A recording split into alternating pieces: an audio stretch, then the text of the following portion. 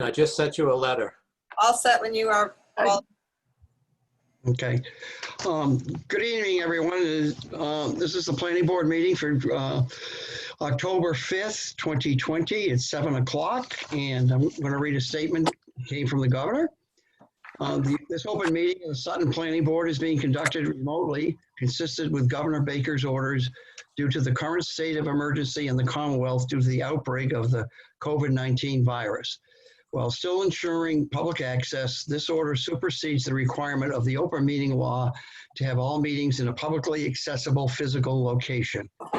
Further, all members of public bodies are allowed and encouraged to participate remotely. Regardless of our inability to meet in person, it is our intent to ensure continued transparency and the ability of the public to at least view the actions of our board. Ensuring public access does not ensure public participation unless such participation is required by law. Tonight's public meeting may feature public comment. For this meeting, the Sutton Planning Board is convened by Zoom teleconference as specified on the legally posted agenda. Please note that this meeting is being recorded. Accordingly, please be aware that others may be able to see you and that you take care not to screen share, quote unquote, your computer. Anything that you broadcast may be captured by the recording. We have our panel here with our planning board members. Scott Paul is not here, so Bill Talcott is our alternate, will be a voting member this evening. Okay, it's 7 o'clock. The first is our site plan review and Route 146 overlay special permit for 190/192 Worcester Providence Turnpike, a new equipment/storage building. Is there anyone here to speak up on this topic? Yes. Whoops, can we read the hearing notice first? Oh, yeah, okay. Sorry, ma'am. I can read that for you. Yeah, could you read it? In accordance with the provisions of the Sutton zoning bylaw 4C, site plan review, and VD Route 146 overlay district, the planning board will hold a hearing on the application of James Fitzpatrick, Sutton. The application are relative to number 190 and 192 Worcester Providence Turnpike, that's Route 146. The applicant proposes to construct a new 3,200 square foot commercial building garage with paved parking area. This hearing is being held on October 5th at 7 p.m. I don't have to do any more. Great. Okay. Is the applicant present? Yes. Well, I'm the representative for the applicant, Robert Murphy. Can you please identify your address as well, sir? Yes. The office is in North Grafton, 214 Worcester Street, North Grafton, Massachusetts. Thank you.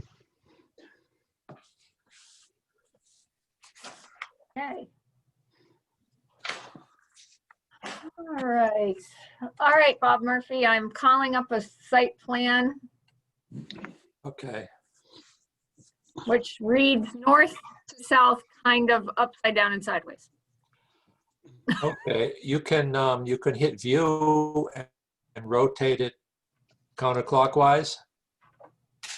If you go over to the left, right there, rotate view, counterclockwise, not clockwise, counterclockwise. There you go.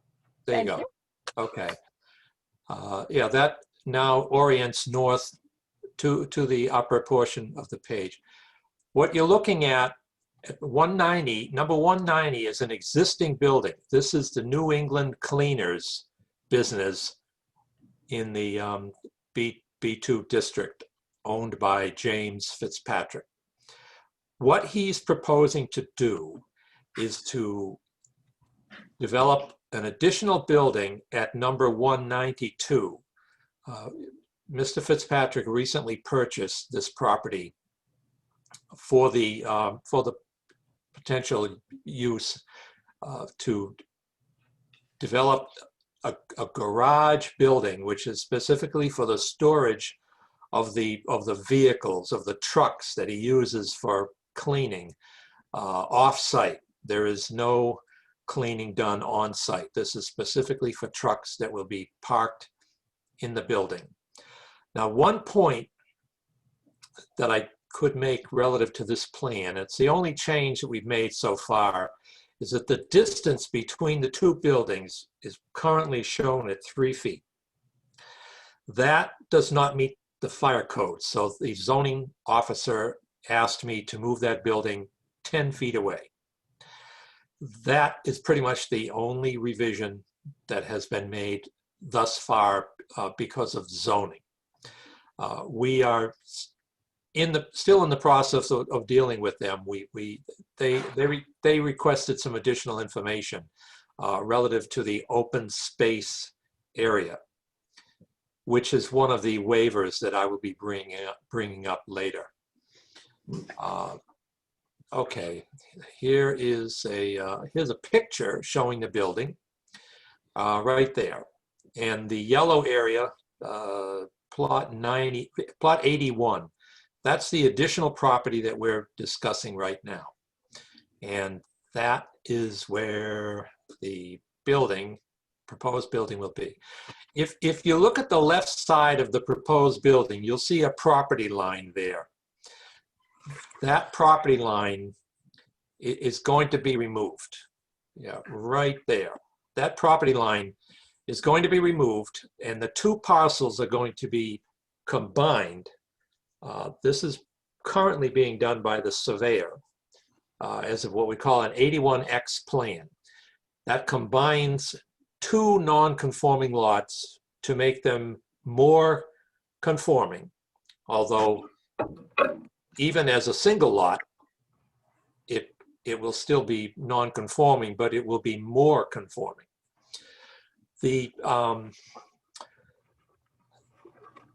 I guess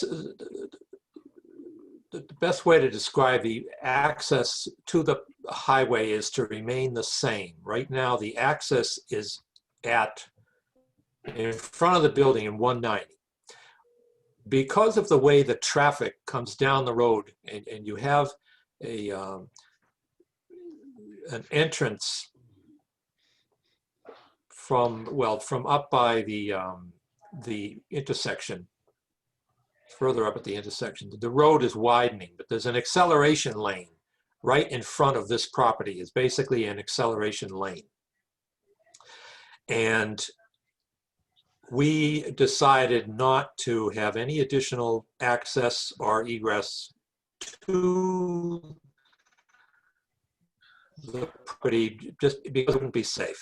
And right now, we're fine with the access we have. So what we would be doing is extending the parking lot from the rear of the building to go over toward the new building. And if you see, we have Cold Spring Brook to the south of the property. So we're basically doing everything we can to stay away from Cold Spring Brook with buildings and parking. We have two detention basins. And what I might say right now, there's no detention on the property at all. There's no stormwater management. There's just nothing. All of the drainage from the site, from the rooftops, all of the paved areas drains directly into a swale with a ditch that goes right into Cold Spring Brook. So as part of the notice of intent with conservation, this is considered what we call a redevelopment project. And basically what that states is we are going to lessen the amount of pavement. So if you look at the basin, pretty much where the arrow was, we're removing some of that pavement and we're replacing it with a detention basin. This meets the requirements of stormwater management, where we're going to reduce the amount of runoff and also the potential for sediment, TSS removal. So that area, that lot, number 190, meets the requirement as a redevelopment project. And then if you go over to 192, this is a new project. This is pretty much considered a new development. So we have to treat the stormwater management. So right at the base, the southernmost portion of the parking lot, there's a storm scepter. It's called an STC 450I. Now, that's a Vortec unit. And what it does is it removes, in this case, it will remove approximately 90% of the sediments from the parking lot. It's oversized, but because the parking lot's so small, it's oversized, but it's pretty much the smallest unit you'd have. It's a catch basin with a large manhole built beneath it, and it has a Vortec unit. Basically what it does is it spins the water and all the sediment goes to the center. This unit has to be maintained. It has to be cleaned out like a regular catch basin, only it requires special equipment. And conservation requires a maintenance agreement, which we will have. That water, now that once it passes through the Vortec, goes through a 10-inch pipe into an infiltration basin. And what that does is it further slows down the flow and gives you infiltration of the water. Whereas the catch basin only cleans it, this will infiltrate some of the flow. And then it overflows that area and goes down into another basin, which is located just to the right. If you look right there, there's an existing basin. That existing basin was put there by the state, and it drains the highway. There's a 15-inch pipe. It's doing its job. It's a little rough considering the size of the highway that it drains, but it's doing its job. Anyway, we're going to drain into it, and as a result, we're reducing the drainage. We're reducing the drainage from the site into Cold Spring Brook tremendously. We're pretty much taking 100% of it and either infiltrating it, treating it, or whatever. Another point to be made is that both of the rooftops are going to 100% of the drainage from the existing and proposed building will go into a Caltech system. And that you'll see in the front, the Caltech 180 HD. That's the septic system you're on right now. If you go to the right, you'll see the Caltech system. That's roof drainage. So we've replaced the septic system. Well, we're in the process of that. Septic system has been approved by the Board of Health. We're all set with that. There is to be no bathrooms or kitchens or pretty much any potable water use in this proposed building. So you'll see there's no septic system connected to it. All of the office space and any kitchen or eating areas are within the existing building, and that's where the septic system is connected to. The drainage system for both buildings will be this Caltech system, and that infiltrates 100% of the flow. So that's a tremendous reduction in the flow from the site now, because the entire existing building it just drains out pipes and goes through the downspouts across the parking lot and into the brook. So that's all going to go away. 100% of that rooftop drainage. Because it's clean water, you can send it directly into the gravel. The front yard is 2-minute gravel, very, very porous, excellent for a drainage system. So you see that's why we can infiltrate 100% of it without a huge system.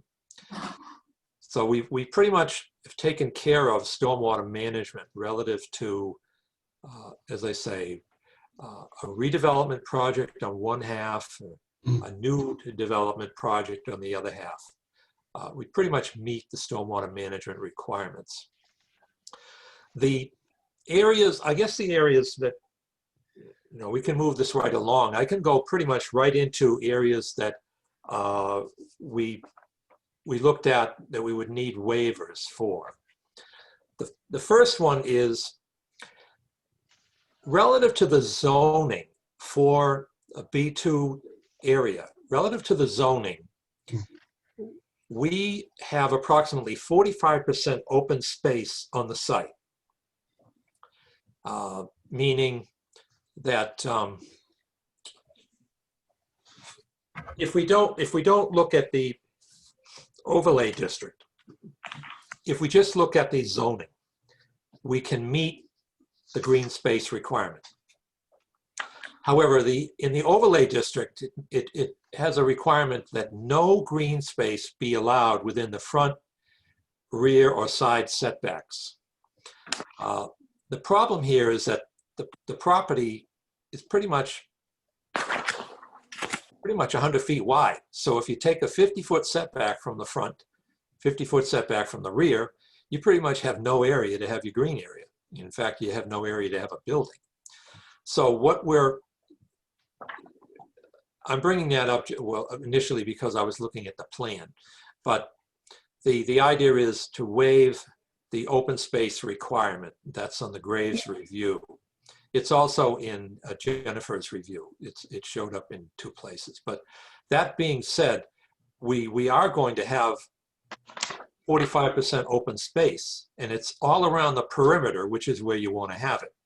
But in our case, it's within the setbacks. So we're requesting a waiver on that. Okay, basically to go back to the letter, Jen, if you wanted to go back to the letter, I'll go through the waivers. I could explain them in relative to the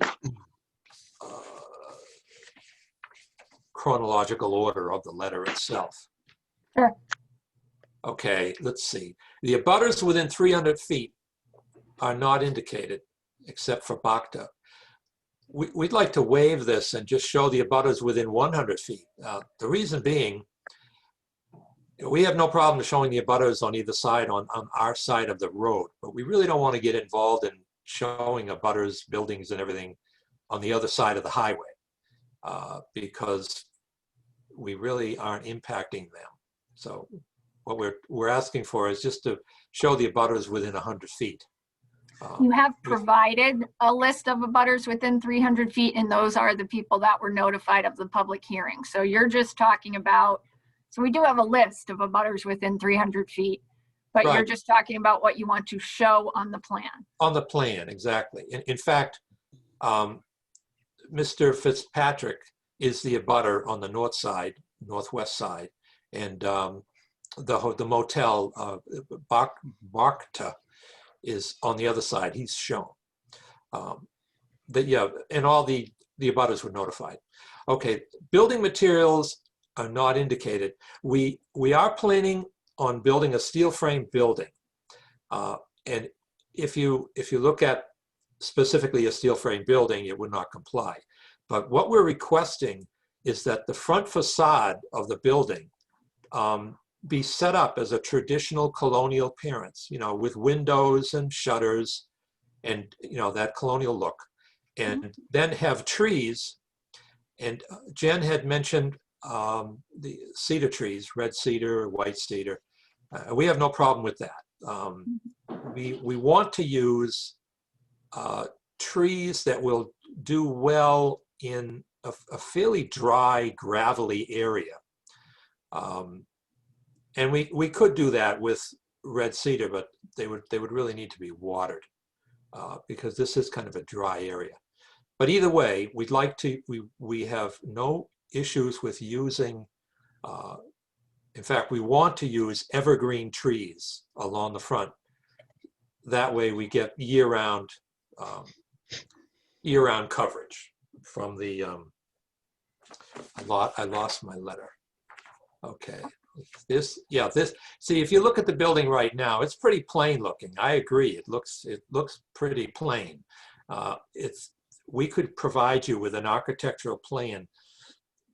This is the plan that was given to us by the people that make the steel building, and that, that's what they come up with. But what we're going to do is provide additional architecture and a plan with a sketch that would show the building isn't going to look like this at all. It's going to look more like a colonial, garage, or we say like a carriage house effect, a colonial carriage house with windows, shutters, and a facade that would appear much, instead of the vertical lines, it would have more horizontal lines with like the shakes, cedar shakes, that type of thing.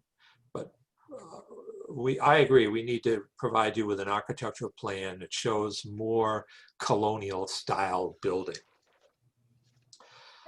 Let's see, if you could take me back to the letter, because I had sent a copy to Jen under duress, and I don't even have a copy myself yet. It's in the computer. I know if I go looking for it in the computer, I'll lose my Zoom, so I'm not even going to go. There you go. Okay, the building materials, okay. Overlay district. Providing a stamp for landscape architect. Request a waiver with justification. Basically, my justification is I have a degree in landscape operations 50 plus years ago from the University of Massachusetts. Since that time, I have done probably 100 or more landscape plans. So I feel this office is in a position to provide you with a professional landscape plan. Basically, it's really knowing the type of materials to use, the type of soil that they grow in, and then you provide with Latin names, which is not a problem. But again, we will be submitting a complete landscape plan. I know pretty sure we had one, but it's going to have to be revised a little because of the information we need to show in front of the building. Let's see, submit photos of the existing site from north and south. That's fine, that's not a problem. We wouldn't be doing the computer simulation, but the sketches is a good idea, and we will be providing you with an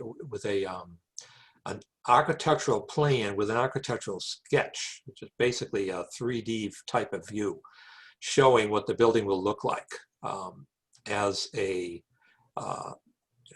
almost a painting, as a drawing, Okay.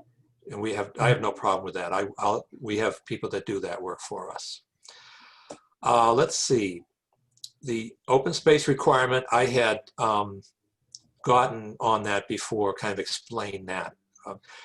Generally, basically the way the open space works is you want it to be around the perimeter of the building or the site. You want it on the street side, on the back. If there's any abutters, you want it. So basically, open space is best used along the perimeter of the site. Because this is a non-conforming lot, we can meet the requirement with the perimeter, but the lot just isn't big enough. I guess that's my explanation. The lot just isn't big enough to have internal green area. But if you look at the site, it's pretty much all around the green area. And in this case, your bylaw allows 25% of the green area to be infiltration basins. And that's basically what we come up with. It's about 25% of the green area is infiltration. And those areas, they're mowed, they're green, but we don't let trees or shrubs grow in them. We try to keep the woodchucks out of there too. But the idea is they will be green. They'll be mowed, they'll be maintained as a landscaped area. Let's see. I have my waivers there was a couple of waivers from the request by Graves Engineers. Coming back. There you go. Okay.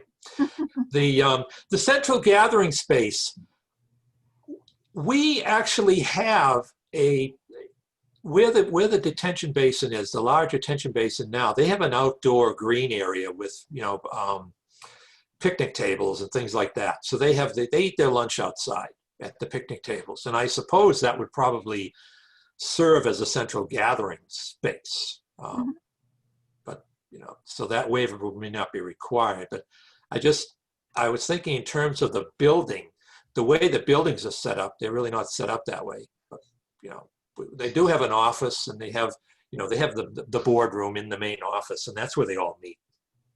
So I think we've met that requirement already. And then the parking in the front yard setback. what we're trying to do is pretty much allow people space to back up after parking. And we want to keep the vehicles as far away from Cold Spring Brook as we can. That was one of the DEP requirements, that vehicle traffic be as far away from the brook as possible. So we pushed the, I guess there's 6 parking spaces now where we moved the building. Where we moved the building 10 feet from the other building, I think we're showing 7 right now, but there'd be 6 spaces. And there's no increase in the number of employees here. So 6 spaces in the back is more than enough. They actually have spaces now behind the existing building. But I showed that area there just to allow for, the employee parking to be as far away from Cold Spring Brook as possible. Right now, the parking, they have parking in the parking lot behind the existing building, but we really want to use that for turning around with the trucks and things like that. I'm really trying to get the cars out of the way. And another thing is the way the building is configured. We'd like to have doors along, the front or the back side of the building would be doors, and possibly a door on the end of the building. That might work as well. So parking just didn't work there. So if you take a look, you'll see the building setback in that area. The front building setback is 30 feet. And we right now have parking for the existing building in the front yard setback. In fact, it's right up against the property line. It's paved, in fact, in the state highway. So we kind of like to make that a go away. Yeah, if you look at the right at the existing building where you see the number 118, right there, the pavement is actually in the state highway property. They're parking in the state highway property. That's existing. We want to make that go away. We'd like to get rid of that because when you're turning around in that area, you're almost turning around into the highway. So we want to make that go away and have the parking on the property, and it will be outside of the state highway to begin with, and more like 10 feet off the highway in an area where there's going to be a green area, a water quality swale and all that. So we feel that the parking scenario will be a lot better than it is now by allowing us to show parking where we have it.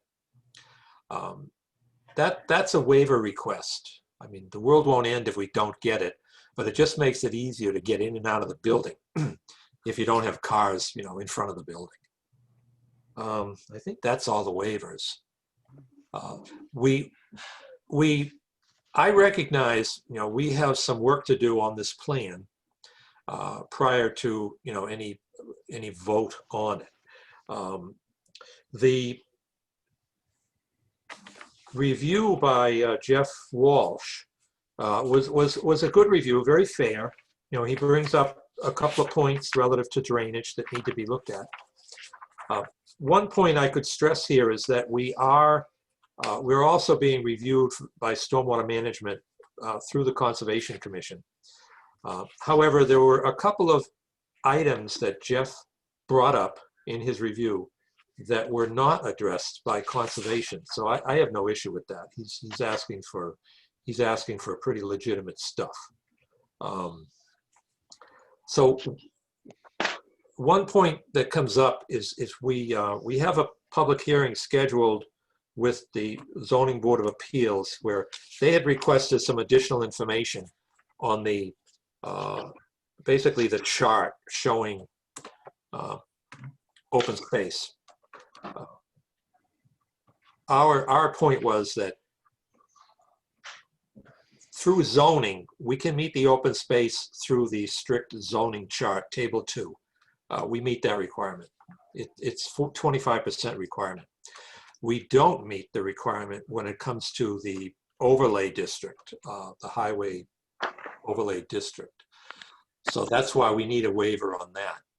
And if we do have that waiver, then we can go back to the planning board, which is on the 5th of November. And I anticipate we'll get the approval, the special permit approval from ZBA at that time.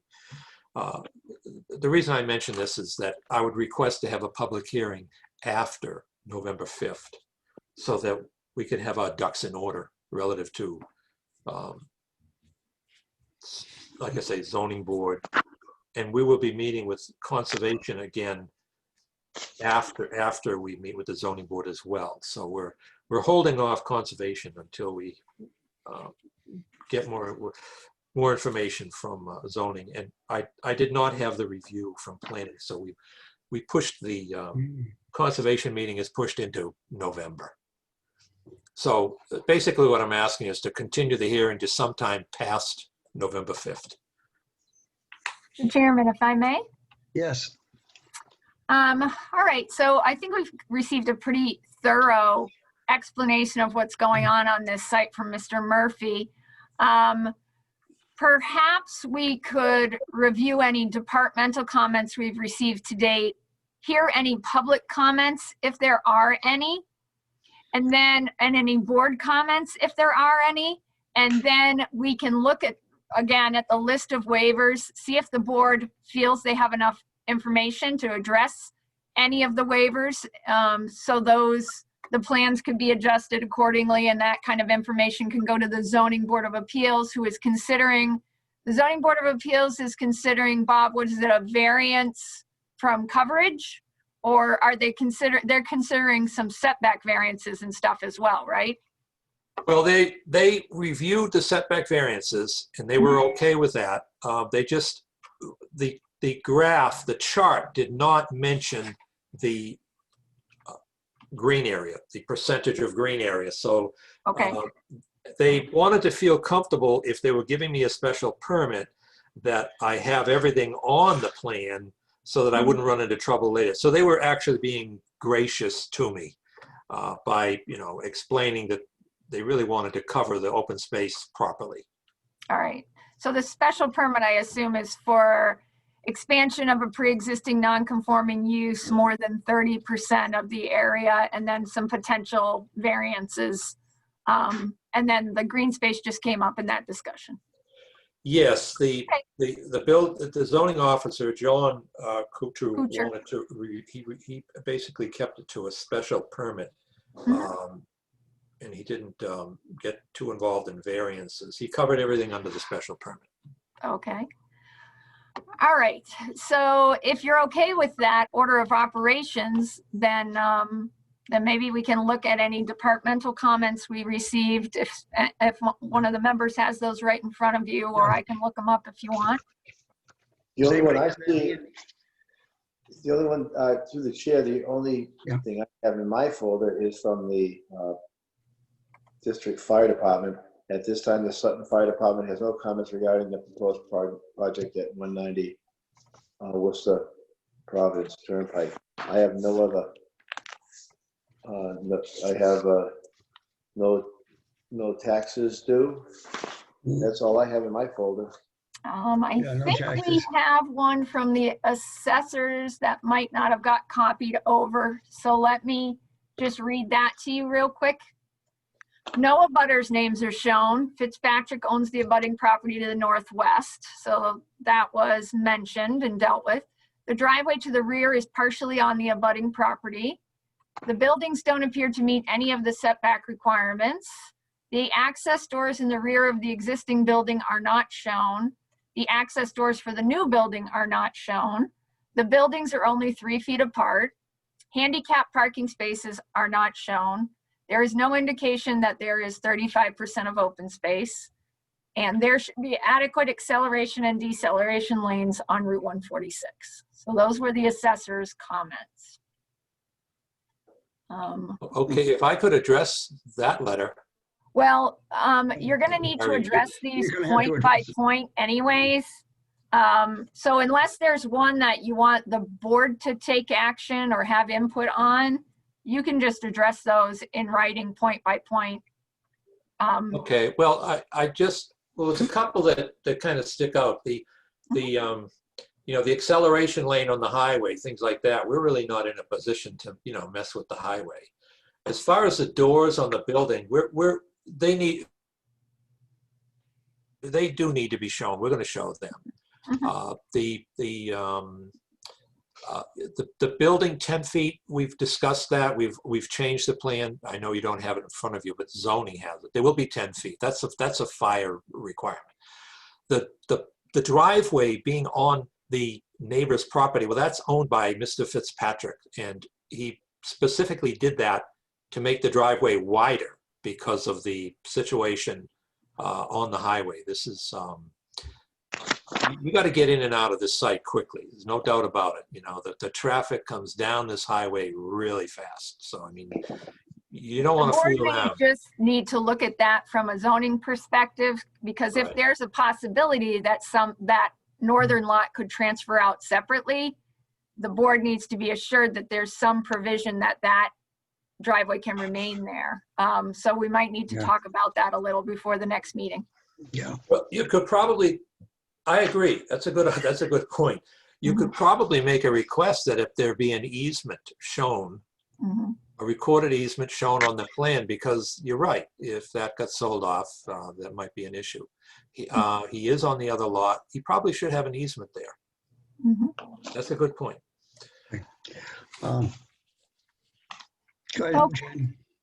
All right, so there's these comments, and then Bob read the other ones, which are basically no comments.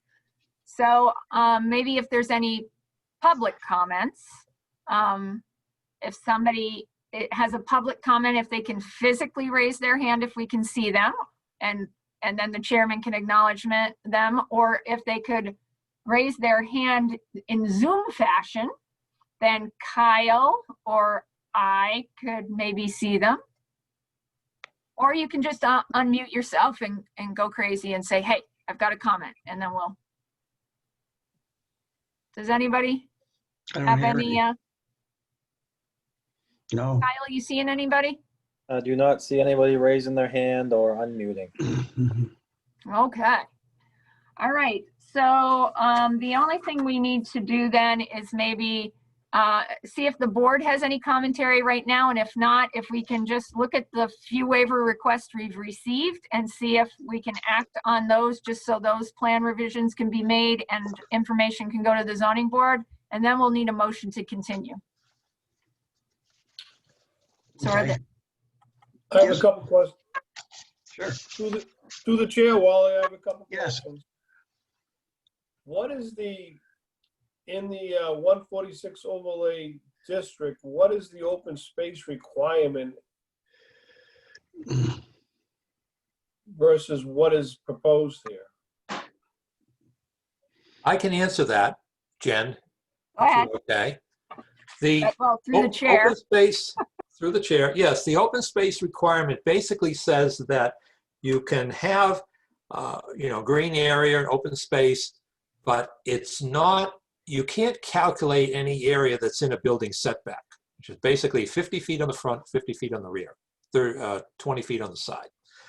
The side isn't really a problem. The front and rear setbacks are 50 feet. Okay. The property is only 100 feet wide in most places. So what we're proposing, if you look at the site relative to its area, if you take the entire area and you divide away the buildings and the pavement, you have 45% open space, green area on the site. It's all around the perimeter. You get 45%. Because of the property lines, like way over on the left, you've got a lot of woods and brush and area that's not touched. The limit of work is the erosion controls, but we have a fair amount of property outside the limit of work that's green, and it's going to stay green. What we've actually done here is reduce the amount of pavement on the original lot, and we've pretty much compressed everything on the new lot. So here's the deal. On the zoning, you have 25% green open space required. It doesn't say anything about the front or rear yard setback. We meet that requirement on zoning. We have 45%, so we meet that. The place where we have a problem is the overlay district doesn't allow you to calculate green area within the setbacks. So like I Let me say, just read the language so we're just very clear. In the open space district, a minimum of 35% of the tract shall be left as open space. Open space shall not include land under right-of-ways for utilities and required yard setback areas. Up to 25% of the required open space may be developed with man-made features such as stormwater detention devices, non-commercial recreational structures and uses, septic systems, and similar features. So Bob, basically what you need to provide the board is a calculation chart that shows exactly what is open and then how much of that is under in stormwater basins or septic systems or Coltex or whatever. And you can count 25% of that area and see where you land. So the board knows exactly what percent you are and then can grant or consider a waiver with an exact number, you know, whether it's 22% or it's 30 whatever percent, or your request, and the request can go either way, to reduce the open space requirement to that number or to allow you to count the basins as open space as they will be green. So you just need to get the board the numbers on that, and then they can act on that. okay, there's one point that comes up. The way I'm interpreting it is the open basins, the detention basins would be, you know, would be taken out of it. But the subsurface infiltration system, which is the Caltech system and the septic system, do those, in the way you read it, do those come in? Because there's no easement and there's no above ground basins there. Everything is subsurface. Because if they're going to be green, I mean, Yeah. what does the board feel on that? Well, they're definitely green. They have to be green. So they'll look like lawn, and they'll have. They are lawn. That's what they are. In fact, the- I think, this type of septic that system now uses grass to exfiltrate water. Bill, what were you saying? I think personally, that would count as open space, but I think it would be nice to have, maybe not on the plan, but if we knew the open space versus the current lot as it is versus what the combined two lots, what it is then. And hopefully it's, if we're making an improvement on the percentage of open space, you know, I see that as a positive rather than if it's, you know, if it actually decreases for the overlay district, I would see that as a negative. Okay. Yeah. So you just need a lot of numbers, Bob, and we can go back and forth and proof those and make sure the board is happy with what you're showing in those numbers. So it doesn't sound like, does the board have any particular comments or objections or anything that might affect the design substantially with respect to open space? This is Bob Rogers through the chair.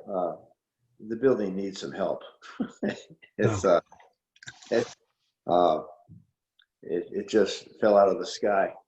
And I'm glad that the property owner knows that it's not going to look like the renderings that were just showing the building with 4 doors.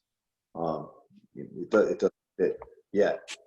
It would stand out coming down 146 if those buildings were there. So I'm happy that he knows it's got to look like the Blackstone Valley. If I didn't miss a meeting, but I want to support the business. I want it to be successful, and I want it to fit into the corridor that we have. We've made so many other people jump through so many hoops. It's important that I want it to be a good fit for the corridor. So I wish them well and want to be as supportive as I can be. But I don't think that there's much to be doing tonight. No. And it's the first time I'm seeing it, unless I missed something. So some more information would be a lot helpful for the next meeting with the stuff that Bill was just asking for. And in the green, I'm on board with green space. If it has something underneath, I don't see, that's green space to me. That's what I'll see going down 146. Thank you. Good luck. Do any other board members have any comments? Can I, through the chair, Wally, Yes, Phil. sorry.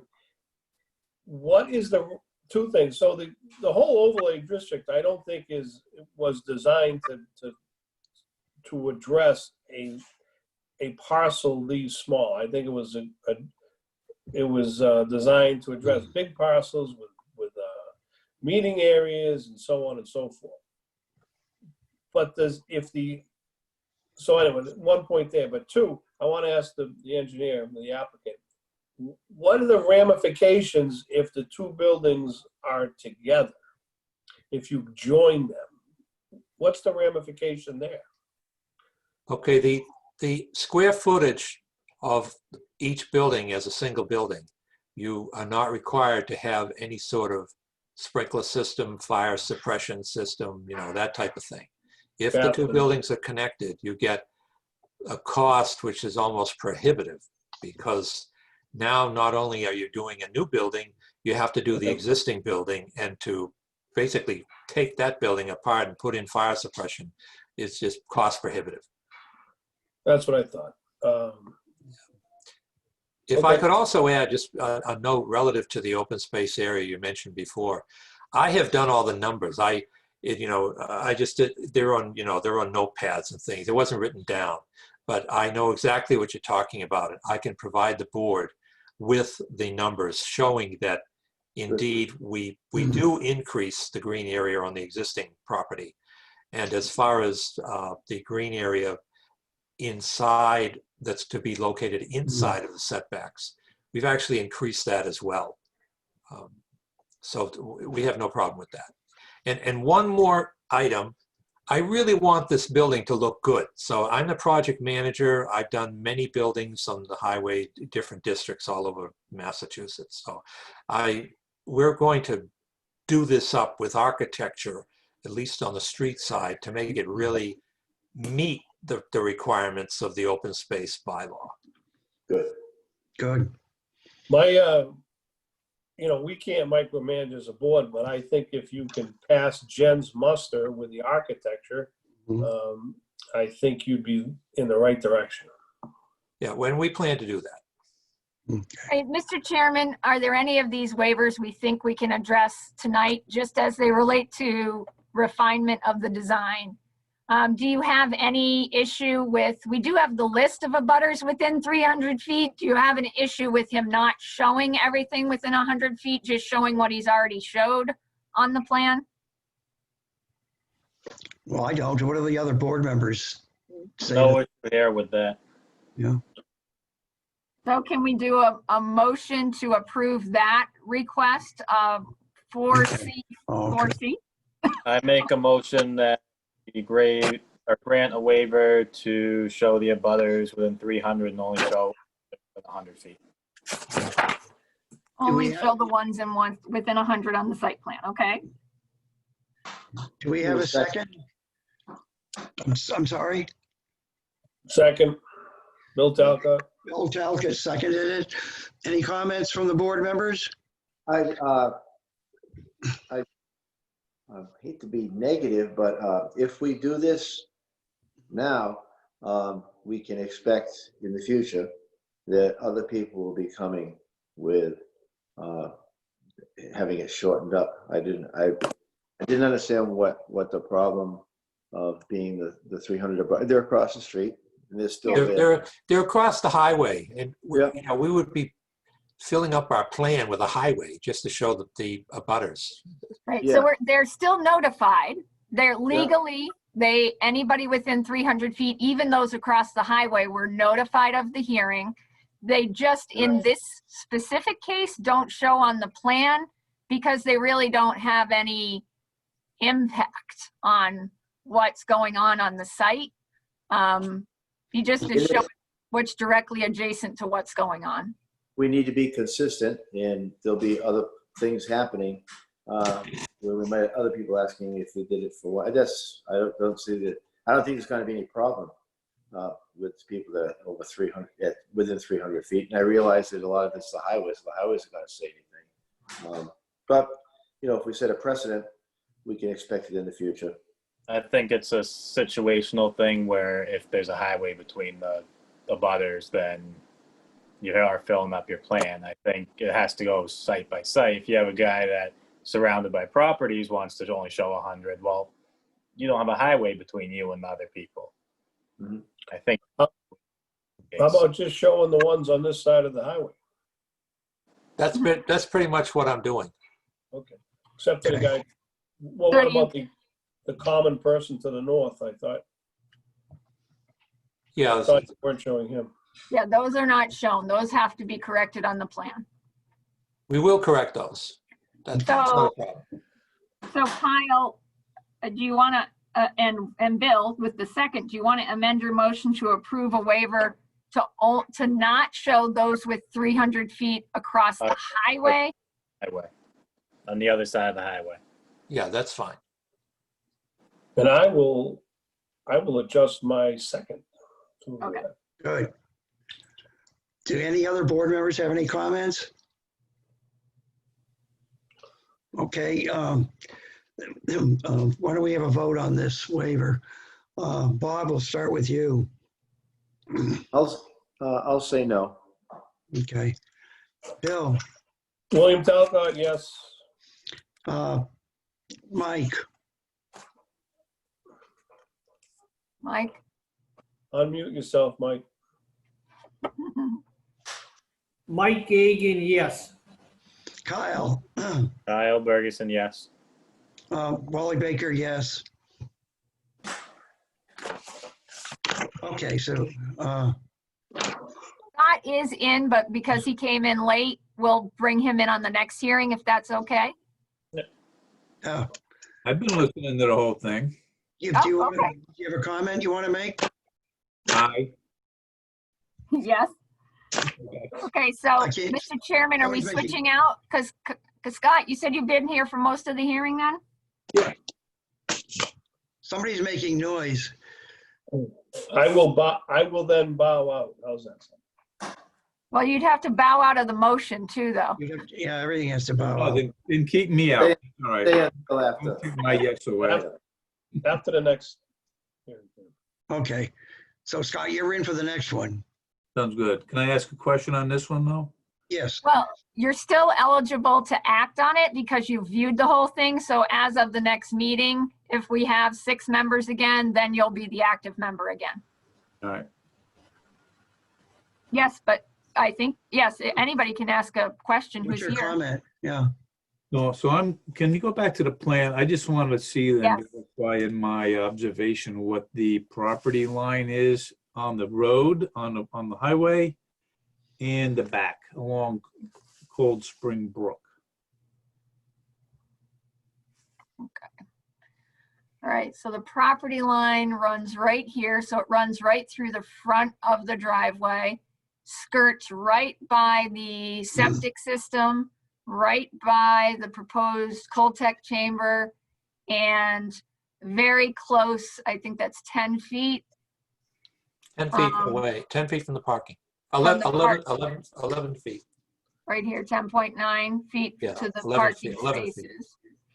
Then the rear lot line, you can see right here. It starts here on this pin, goes right along the edge of the new basin, in between the new and the old basin. It's, and that's the erosion control, that little marker that looks like a zipper. And it comes right here, follows along this edge, oh, okay. and then comes down here, and then you have this open part here beyond the limit of work. This parcel that Cold Spring Brook is on is owned by Pleasant Valley LLC, I believe, which that's one of the abutters that's missing. And then there's another property with the hotel on it after that. That's Bacta. Okay. Hmm. So the parking that you mentioned earlier, that's currently in the road right away, Mhm. This right Allowed- here. which has been allowed to be like that for ever. Forever. See, what happened is the highway was widened, several years ago. The highway was widened, but they didn't take away anything that was already there. They basically widened the road, but they left, if you look at all of the properties along the highway, they all have like parking and retaining walls and things like that in the state property. They just left all that there. But like I say, I prefer to have the parking outside of the state highway property. Yeah, I would think that would be part of our consideration. That Mhm. I remember this years ago was the old post office in Wilkes, and half of their parking was on the road. And we had a big parking problem there. So While you leave that on the screen, Jen, I just noticing it for the first time, where it says Route 146. Mhm. How come the line doesn't go across on 81? See that little jog there? Yeah, this. What happened? I have no idea. It That's- might be a, That's an error. The line is straight. Okay, Oh, good. okay. All right. I don't know what that is. Okay. You know what? this You know what is that our is? That's, assessor's Might tax be in a map, butter, so I it will don't take a know. that's more open space. Yeah, I own that little square. yeah. Unfortunately, it's not ours. We need it. Yeah. Need it, right? Okay. Scotty, do you have any more questions? I don't. Okay. So I guess the next thing is to have decide when we want to, well, do you want to consider any more of those waivers or I think there's a few more we could consider tonight. no? Okay. okay. Go ahead. All right. So, building materials can be indicated on the plan. So you just need to tell me or tell the board what the building materials are. There shouldn't be any issue doing that. So I don't think you need to request a waiver for building materials. Just when you provide the spruced up plans, just call out what the materials are. So I don't think there's any reason why you need a waiver from the building materials being shown. I wasn't sure if you would disallow it because it's a steel frame. That was my concern. Oh, no, you just need to say what they are. You just Okay, need to well, that's call fine. out what they are. Yeah, that's fine. All right, so the 4C1A, that's one we give frequently as long as the board is comfortable with the person who's doing the landscaping plan, knowing a little something about plants. I know a little. Are you okay with no landscape architect board and just having Mr. I make a Murphy? motion that we waive the landscape architect stamp and allow him to do his own. Is there a second? I'll second that, Wally, Mike. Right, okay. Kyle made the first motion, or made the motion. Is there any comments on this from any members of the board? Hearing none, I will proceed with the vote. Mike, Mike Gagan, yes. Bill, William Talcott, yes. Kyle, Kyle Bergson, yes. Bob, Aye. Wally Baker, aye. Vote passes 5-0-0. Okay, Okay, so central gathering place, you said they have an area kind of with picnic tables and a nice little seating space? Yeah, the area that's shown as brush on the site plan way over on the northwest side, our left corner. That's actually has, under the trees, it's got picnic tables. It's a nice open meeting spot. And that's where they have their lunches. So you would need to just show that on the plan that there's seating and stuff there, maybe provide a photograph, and then the board can decide whether that's good enough or not. Well, my real question was, how do you define a central gathering space? In other Well, words, did it have to be indoors or outdoor? I wasn't sure what you It's a meant. central gathering place, or it's just an area of visual interest. I think it's defined two different ways. It's usually, I think this is one of those things that was more, it was envisioned for a multi-building site. Big space. You know, where you might have a fountain or you might have an artwork thing on the Pleasant Valley Crossing site. There's a big, I shouldn't say big, but a pretty good size block patio area with tables and benches in between Unibank and the grocery store parking lot, you know, kind of central to those three buildings. So people could go out there, grab some food and sit outside, whether they work at the bank or they're over at the orthodontist or they work at the grocery store. That's their central gathering place. And on our industrial, I could request to take that waiver out because we meet that requirement. We have a nice, they have a nice outdoor place, you know. all right, so you just need to show that on the plan and maybe Right. submit a photograph. Right, we'll show that. So the waiver isn't required.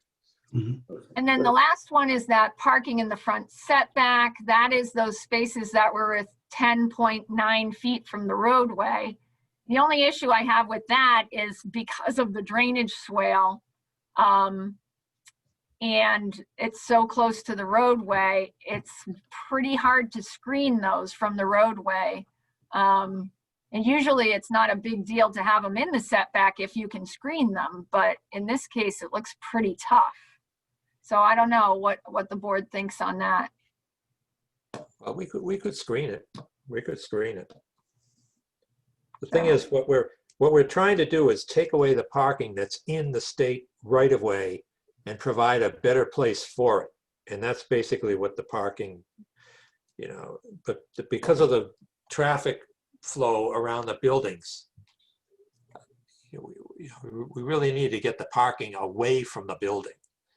And so it's kind of a trade-off. We're taking some of the parking away from the highway or off the highway property, and putting it, you know, behind the building. But we could screen that area. The water quality trench is a stone-lined trench, but you can put shrubs, you know, along that area. I could. There's no setback on the wall or water quality trench. I could have that trench right on the property line, you know, put a plastic barrier along the edge, and then you could plant trees right along the edge. Mm-hmm. Yeah, they do fine. So as a question about that, why do you need all those parking spaces? Is that by calculation of these buildings and what they're going to be used for?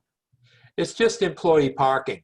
You know, I had a line where I could get 6 or 7 spaces. I've actually taken one of them out, but it's, yeah, I much prefer to have the employee parking back here and not in front of the building, and kind of dress that area up in the front.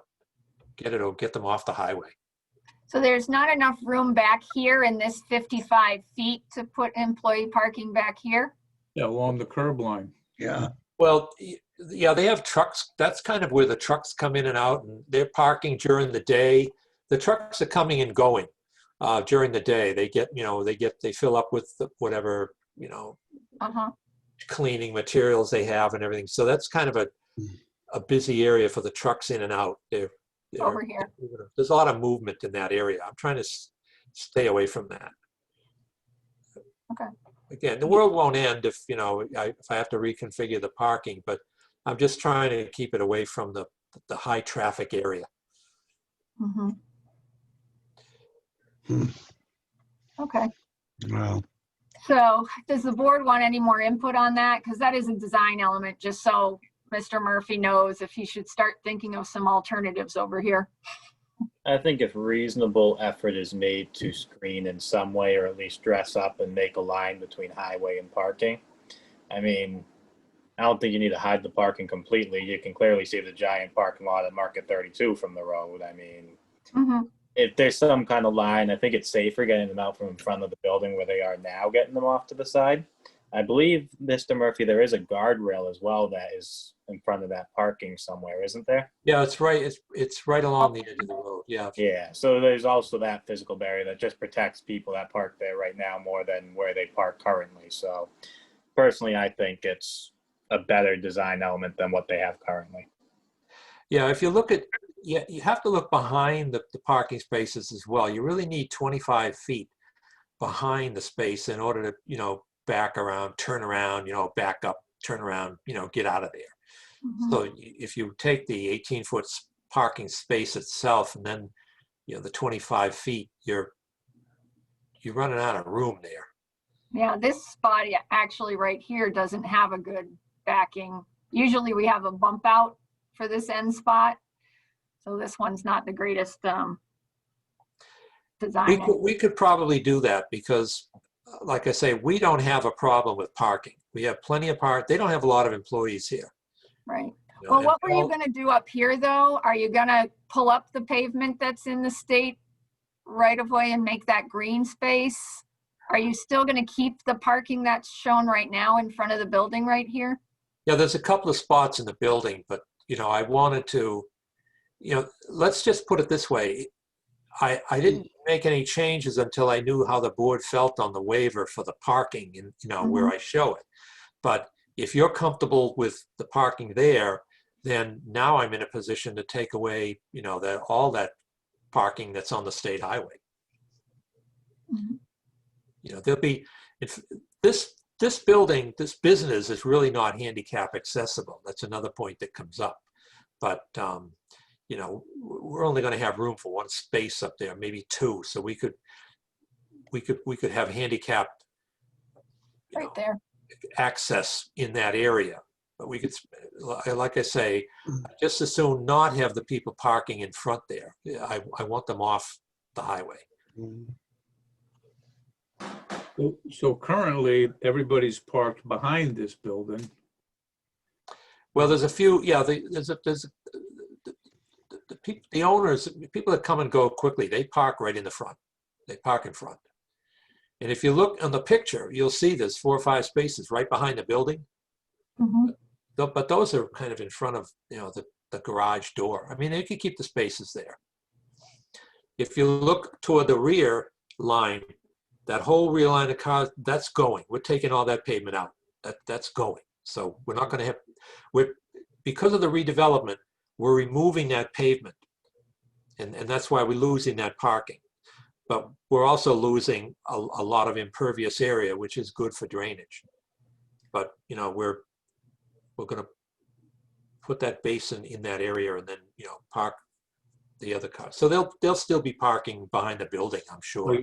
Oh, you're putting a basin in there? You're taking those spaces out and building Yeah, some? see where it says number 70 on the plan? There's going to be a basin in there. More to the right, where the cars are. Yeah. And where the number 70 is, if you look at that real close, you'll see the picnic tables there, right there. Oh, yeah. That's a Okay. picnic table.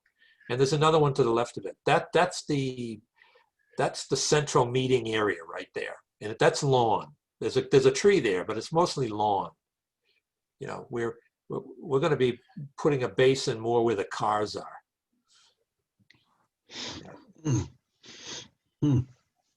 And you can see they have, this is typical. They've got about 5 cars, 6, 7 cars. That's all they need. The rest of it, actually the vehicles next to the building, those are trucks. Those are trucks that are used for the business. They don't have a lot of employees. They've got like 5 employees.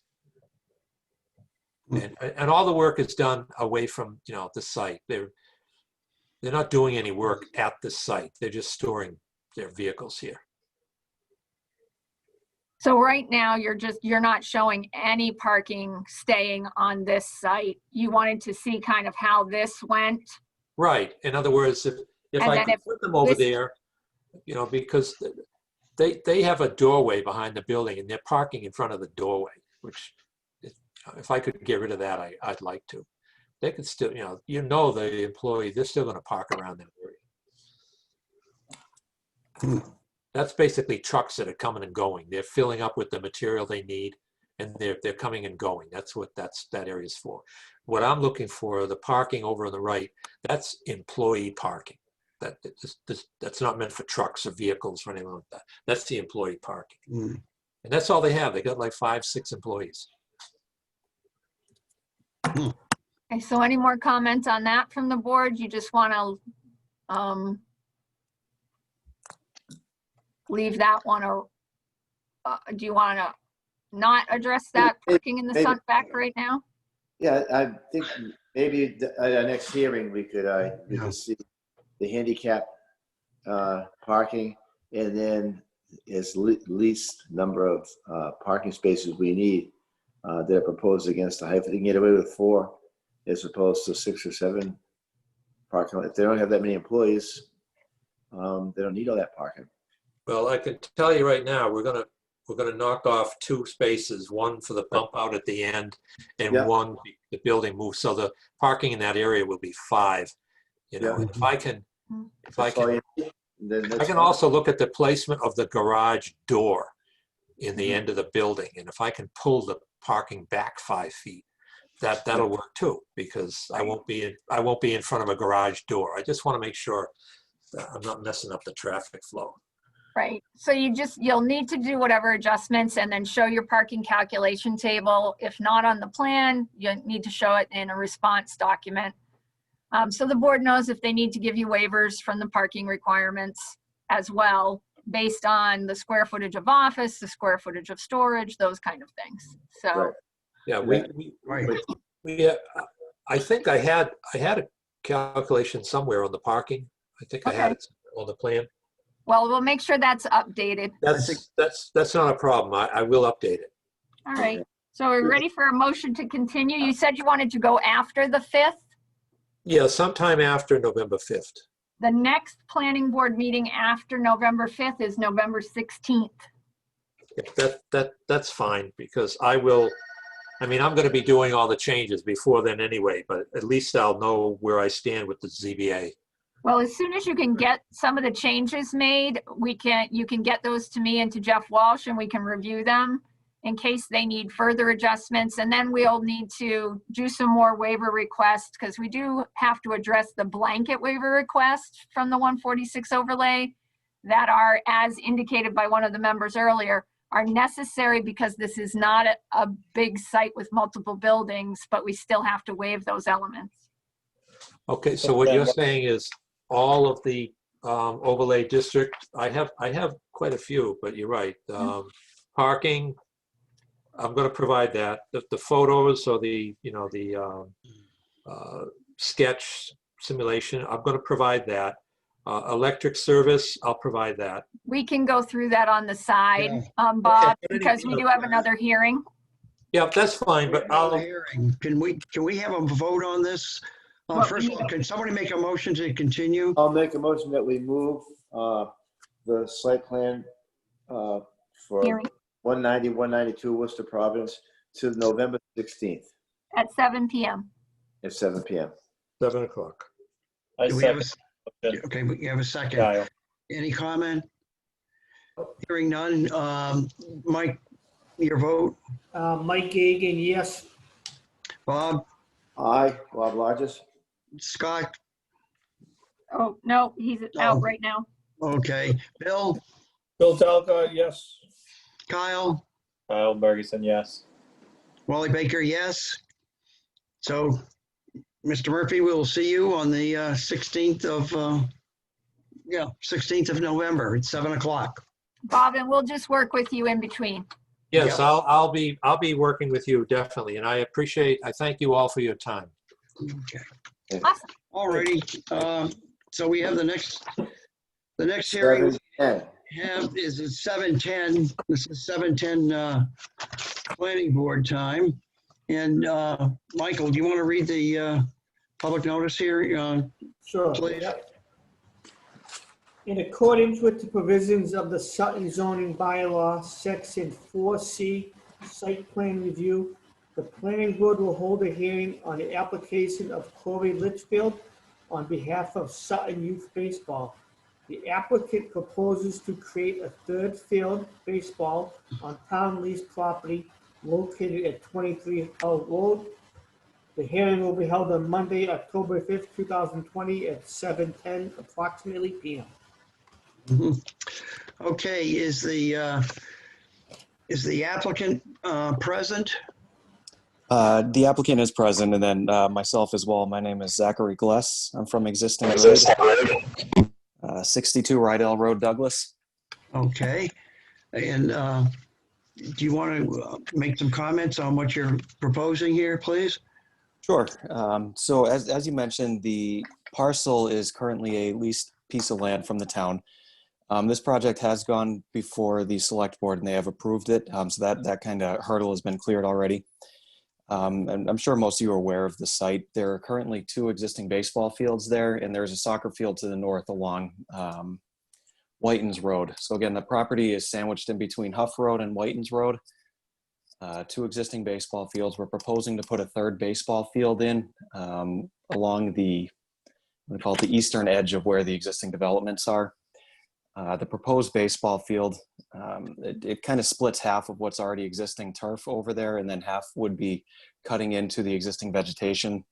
We'd be bringing in a bunch of fill to level off the area, and then cutting in a new tree line to put in this field. I mean, in essence, that's kind of the general gist of what we're proposing. I can get further into the specifics if you'd like, or I can at least see if there's any main questions before we move along.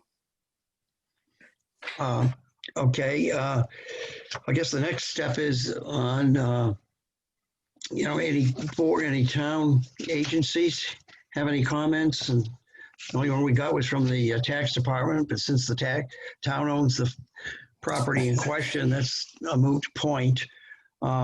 Is there anybody out there in the public that wants to make a comment on this? Oh, I'm sorry. The fire department doesn't have any issues with this project. Okay, Jen. Yeah, we can go over mine in a minute. We can see if Okay. there's any Is public there any- commentary if you want. is there any- Again, if anybody's out there.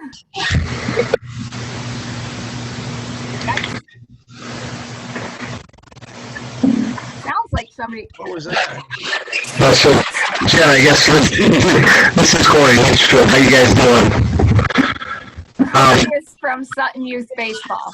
I am. I'm the treasurer and one of the coordinators for the league. And I spoke with you guys a couple months ago about this proposed project, and I just wanted to thank the board for giving us the time there tonight. But we do have a gap in fields for our kids between the ages of around, I would say, between the ages of 5 and 8. And I think where we've been losing participation in town has been we have a ton of kids at the 4 or 5 year old level who also play soccer here in town. And I think where we've been losing them is we haven't had a really good field for them to practice on. The 2 larger fields that we have are used for what we call minors and majors, which are primarily 8 to 12 year old kids. So I think that from a retention perspective for baseball, as you can imagine this year with COVID being very different, our numbers are starting to dwindle a little bit. But I think a large part of that is just the development of the kids from the ages of 5 and 6 up until they get to the point where they can play on those larger fields. And we had a different plan a few years back to develop the larger part of the land. It's just proven to be too expensive for us to do at this point. So I think this plan that Zach's going to walk me through really closes a gap for us at the younger ages to be able to retain these kids in baseball in town. So that's why the Sutton Youth Baseball League is now just looking at it as a integral part of us moving forward for the next 10 or 15 years. We have a dedicated group of people on the board now with kids between the ages of 5 all the way up to 14, 15. Now, so we have some of the coaches at a younger age that are looking to work on the board for the next 10 years, and we feel like this project is doable from a money perspective, as we talked about a couple months ago. And it's probably the least intrusive, because if we're going up to that larger field that we're thinking about, it was just very cost prohibitive. So I appreciate the time tonight, and if you have any questions, I'll be here. Okay, so this is a smaller field primarily serving players from 5 to 8 years old. Yeah. It's going to be what we call farm ball, which is, if I know sometimes when we're talking to you guys the last go around, you grew up playing here at the Huff Fields. This will be primarily for kids that have to move up through T-ball. It's the first time you start hitting with live bats and live pitching. It's primarily what we call farm well, which is primarily 6 and 7-year-olds, I would say. Farm mall. Okay. Through the chair. I can't hear. Can you mute now, Corey? Ben, or There we Pam, go. There We're you go. good now. I could not hear anything he was talking about. I couldn't hear it. I know he's talking, but it wasn't coming across. There was nothing there. It was all just static and noise. Yep. Oh, I thought Okay. it was There's an audio issue either with his device or somewhere along the line. And we're really not making any progress on this. I missed the word of what he said. Can you guys hear me now? Yeah, No. you're not making sense. No. We Okay. can't hear you. So I could hear him to some degree, but not great. Basically, the gist of his whole presentation, Corey, keep it muted, buddy, was that this is, as you can see, a smaller field, and it's meant to bring in players 5 to 8 years old, basically farm league. They had considered another larger field, but it's really just too much disruption to this area. So with COVID, their numbers are dwindling a little bit. Hopefully those will pick back up, but this will allow them to kind of bring in those younger ages and accommodate those kids and not have to share actually necessarily with these larger fields. So they can accommodate the farm end of the system with this smaller field. That's what I thought. Now, is this the third new ball field? Third? This is the third field. You can see these are the existing two, 1, 2, Where's and then number 3? this one will go right here. So Okay. on the aerial map, you can see where Alright, the that- batting cages are, which would be kind of off first. That on my plan, you can see we're proposing to remove those and move them to the north, so you can kind of get an idea of on the aerial photo where that field would be going. Great. See, Okay. those are these. See the batting got it. cages? Okay. Those Okay. are right here. Through the So- chair, I just have a question. Go ahead. I'm sorry, yeah, maybe Jen, you might be able to answer this. On the documents we were given, there's a Plan A and a Plan B. Are those different or are they just, I wasn't quite sure. Those show the drainage patterns on the site. So they're really just showing kind of the catchment areas for drainage. So I it's believe not the- two alternative plans of different. No, No, and I believe the Plan B also has the aerial photo underlaid on the plan, so you can kind of see does. again that aerial photo laid on there. Thank Just again get an idea of Can where hear it you is. now. Good. All right, is there anybody else in the public has a comment? I have a question. And who are you? I'm Michelle Saucier. I abut the property. I Okay. just have a few concerns, questions. With the parking, are they going to be building more parking spaces? It's pretty crowded right now, and I do have 2 questions. And bathroom facilities. I abut the property. My backyard.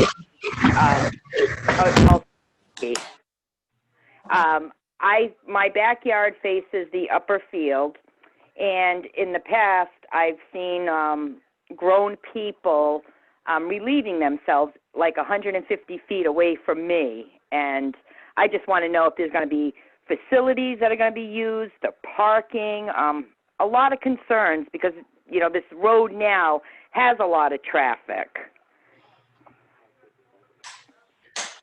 Can I get myself off here or got a good idea? Michelle, you're talking, Sorry, it's all staticky.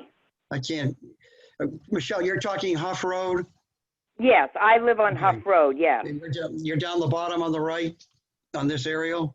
Right next to the senior center. If you're coming down Huff Road, going to pull into the park, I am the first house on the left-hand side, right before the senior center. Okay. I can answer a few of those at this moment. At the moment, we are not proposing any increase in parking for a couple of reasons. One would be it's a budgetary issue with the amount that the funding that the program gets compared to what the loan they were able to take. That There has been conceptuals where there have been looked at large parking lots that we could put in there, but it's kind of out of the scope of what's achievable at this moment, especially with the whole COVID issue that's been going on. Okay. So I did a parking analysis of what's going on over there, and there's roughly about 67 spaces, not including along Whitens Road, along the soccer field up there. And when I was speaking with Mr. Litchfield, we kind of historically he's seen that there's between 15 and on the upper end about 20 cars that use the parking facility when each field is being used. So using that number, we've come to that, at 60 cars, all 3 fields being used, which is not anticipated for the intent of this. Again, that's more or less for a practice field for younger children to use. But we don't, with the existing parking on site, we don't foresee being an issue. Again, Mr. Litchfield, I know he's having microphone issues, but he said that the only event that he's ever really seen there being an issue, and unfortunately I can't remember the name of it, but there was a town event that would be going on over there, which unfortunately flooded the whole area. That event's not going on anymore, so there's not an anticipated use where all of those fields are going to be used at the same time anymore. Okay. I do know, Family fun like day. they do I call it the overflow parking lot, not the parking lot that has the fields itself, Sure, but the on the one other across side. Yep. the road. That it does get full, not over full, but a lot of people choose to park on each side of the road and between the signs that say no parking. And if they come down the road and they miss the park to turn in each of the park, they pull in my driveway, my neighbor's driveway, Oh, so sure. Yeah, we definitely don't want that. I think, there will be parking areas. I'm just calling it the overflow lot, Sure. so I don't know what you actually call it, the newer lot.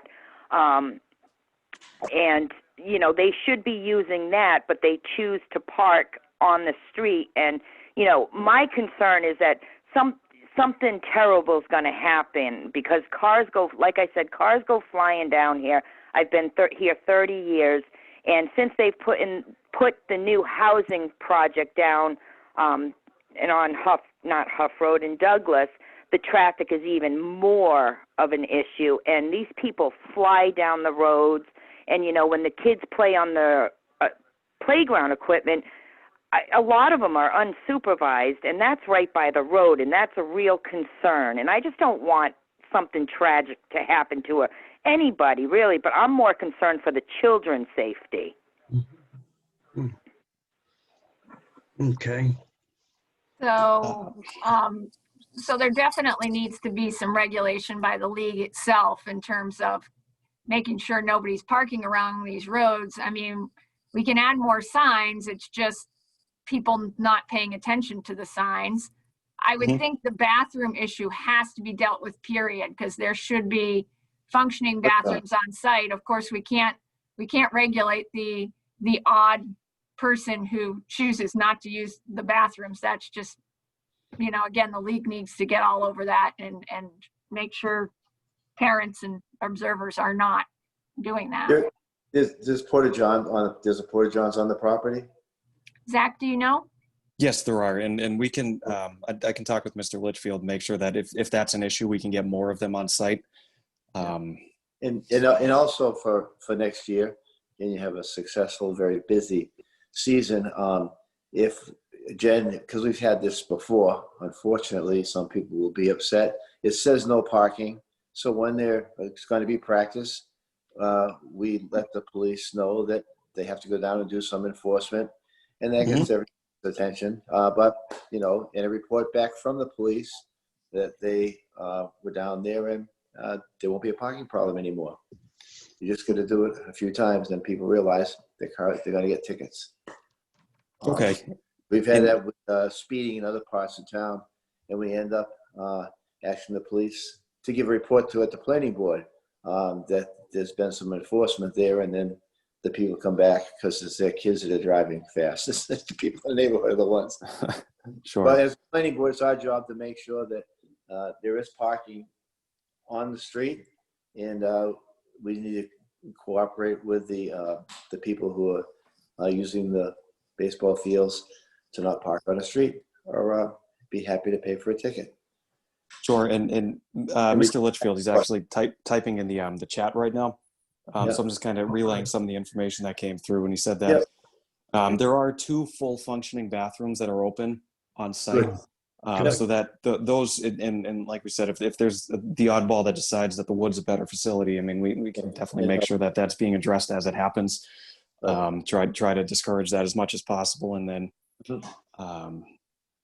Good luck. that he Can I just throw out a question out there?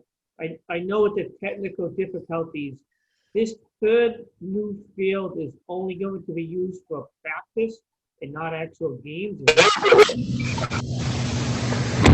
Hey, can you guys hear me? still Primarily it'll be used for practices, guys.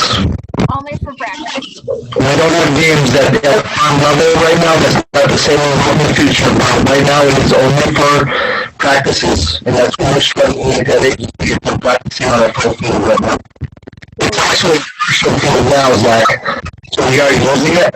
But if you wouldn't be bringing in any more people, again, it's just that area that you're seeing where we're going to put the field is that turf level. You can get most of that, except for that it's only for practice. and again, I can try and clarify.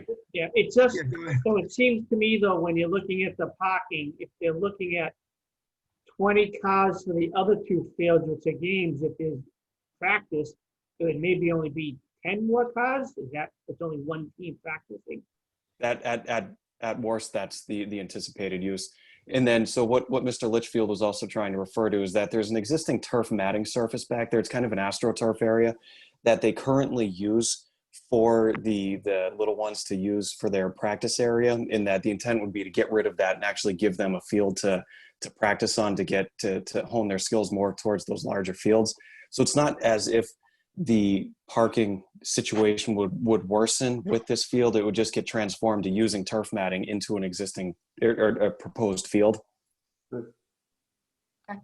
Okay. That makes sense.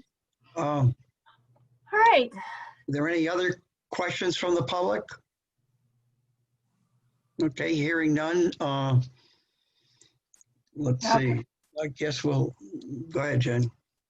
All right, Yeah. so you have my review comments. I did check in with Graves Engineering. I sent the plan over to them to see if they had any questions, wanted some more detailed information on stormwater management. As you can see, if you look at the contours of the plan, there's a minor cut being made, and then there's a bunch of fill being made. We will need to know where that fill is coming from and have slips and verification that it's clean fill, obviously. But Graves has basically said, as long as they revise the plan, which they have, to show proper erosion control along the tree clearing line and practice usual erosion control measures during tree removal and the cut and fill, then we can, then he doesn't need to review any drainage information, because again, you're doing more fill than cut, so you won't be disturbing the land as much as you would if you kind of cut into a slope. So Mr. Gless from Existing Grade did add the signature lines for the board. Let me see. The 2 copies of the plans with seals are on their way. Lighting fixtures, Zach, are there going to be any?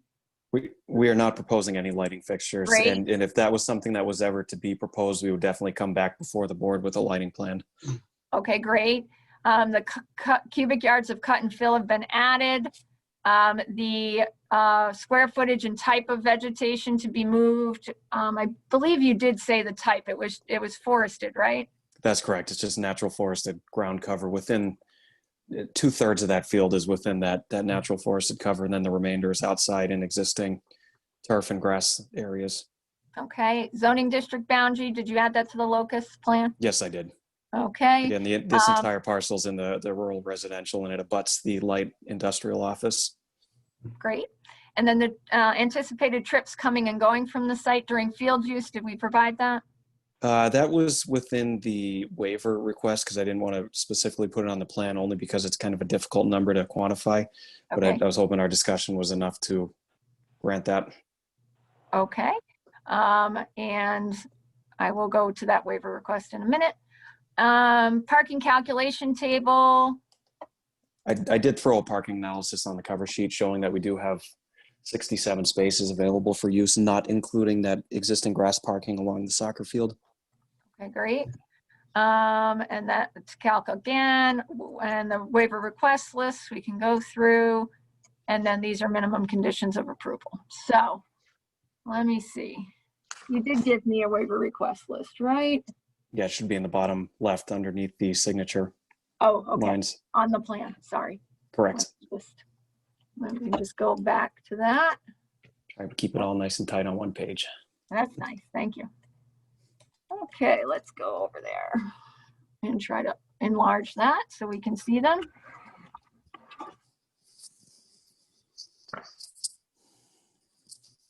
All right, there's your waiver requests.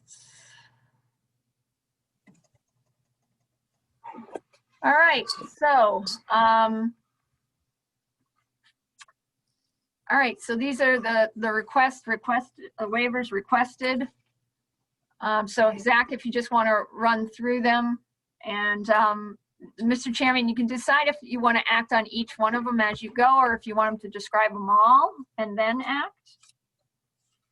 Why don't we, we'll just do each one, Sure. please. Okay. So 4C4F was to not show the existing parking areas due to the distance from the locust site. Again, the aerial maps that were shown previously show where those parking are, so we're requesting to remove those from the plan. Okay, so they're provided on the aerial, but they're not shown on this actual sheet of the site plan. Okay. So are you guys good with them not showing on the site plan sheet, just showing on the submittal materials via that aerial? Yeah, I'm okay with that, Jen.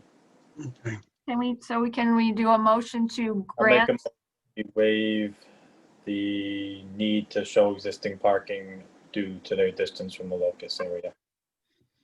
Can we have a second? I'll second that, Mike. Okay, Mike. Any comment? Hearing none, we'll have a vote. I Kyle? mean, Scott's back in on this now, Okay, so. Scott, you're here? I can't see him. Okay. Scott? Yeah, aye. Okay. Mike? Mike Gagan, aye. Kyle? Kyle Bergson, aye. Bob? Bob Lodges, aye. Wally Baker, aye. 500. Okay, okay, the next one, I guess, is no new lighting proposed for expansion, so. So you don't even need a waiver for that. If you're not Okay. proposing it, you don't need to show it. So we don't need that one. No I can change. remove that on the submittal plan. Okay, and no proposed changes to affect the, Same thing. If Same there's, thing. and did Okay. the existing utilities show on the plan at all, or you didn't change anything, so you just shouldn't show it? We didn't change anything, and then where that proposed field would be going is not going to affect any of where the utility lines could be running. So it's just So we don't We- really we- need that waiver either. No, no way. makes it easy. okay. You need the next one. Yeah. Okay, a waiver, 4C4J, waiver request for stormwater management calculations. Proposed use does not increase impervious area and will have negligible drainage changes to the site. And I'll make that motion. Who was that? Bob Lodges. As I told you, Jeff Walsh would agree with that. Oh, okay. Is there a second? I'll second that, Kyle Bergson. Okay. Any comment? Hearing none, we'll have a vote. Scott, Paul, Aye. Bob Largis, Aye. Kyle Burgess, Aye. Mike Gagan, Aye. Wally Baker, aye, 500. Next one is no landscape plan being proposed for intended use, so I guess it probably takes care of itself. And this other one, 4.C.4. No, you actually have to vote that, believe it or not. Really? I'll make a motion that we have no landscape plan being I'll proposed. second that motion, Kyle Bergeson. Okay. All right. Any comment? Hearing none, we'll have a vote. Bob, Aye. Scott, Aye. Kyle, Aye. Mike, Aye. Wally Baker, aye. Okay, the 4.C.4.N, a waiver of traffic study due to the anticipated use. Any comments on this one? Seeing that there's already a field there and it's used in the intended use of this new field, I don't think there's going to be any change in traffic, so I think we can waive this. Second. Okay. I'm sorry? Need a second? Okay, Scott, you're the second. Sure. Any comments on this? No, I would just say, Wally, I certainly understand the neighbor's thoughts on that, but I agree that it seems like the practice is already going on, so hopefully the impact won't be too great. Doesn't sound like it will be. Yeah, I would agree with that, and perhaps the organizers could follow up on Bob's comments that he'd made earlier regarding the police and so forth and so on. I'll just second what he has to say. We have done this in other locations within the town, and it's, a lot of times the issues do take care of themselves. Right, and you can probably add to your conditions just to put some onus back on the league to make sure they're policing to some degree the people that are in their league who are parking on the side of the road. Yeah, but yeah, that would be. Does anybody want to? Do we want to put that one in? Well, this is just waivers, so we'll go to whether you want to take action on this tonight, in which case then you would add conditions. So this is just the whole list of waivers. Are you all set with these? I think so, Jen. Yes. Okay, then we can decide, now the board can decide, whoops, shrunk that down too much. Whether you're ready to take action on this, whether you wish to disapprove, approve, or approve with conditions. My suggestion would be, if you intend to approve with conditions, that these be at least your minimum conditions. And then if you want any additional conditions, you would add to that. So Jen, I'm going to make a motion that we approve with conditions. 1, approval of all other local, state, and federal authorities and bodies. 2, prior to endorsement of the site plan, reference of any waivers granted and all conditions of approval shall be listed on the plans. 3, within 10 days of endorsement, the applicant engineer shall submit 3 complete prints of the endorsed site plans and 1 electronic copy to the Sutton Planning Office. 4, the applicant shall install and maintain standard erosion control measures to protect abutting areas of the sites during construction until the site is stabilized, at which point measures will be disposed of properly. And 5, that the league follows up on concerns of parking on the road and facility usage. Second, Bob Lodges. Okay. I have a question that I'd like to, so they've made a comment that the selectmen have gone ahead and are allowing this to happen. Do we have any correspondence to that effect? We do not. I do not doubt if they've said it. It has occurred because I did refer it out to the selectman's office to consider it before they came to site plan review. So I wouldn't think Zach or Corey would say they went to the selectmen and got approval if they didn't, but I can't tell you that for certain. I was the one that referred them and made them go ask the select. Can I add another condition that select board has approved the plan before it may move forward? There we go. I'll second that. Perfect. I'll second that. Second that. Okay. I'm not suggesting that. Aye. You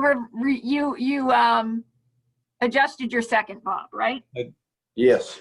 Okay.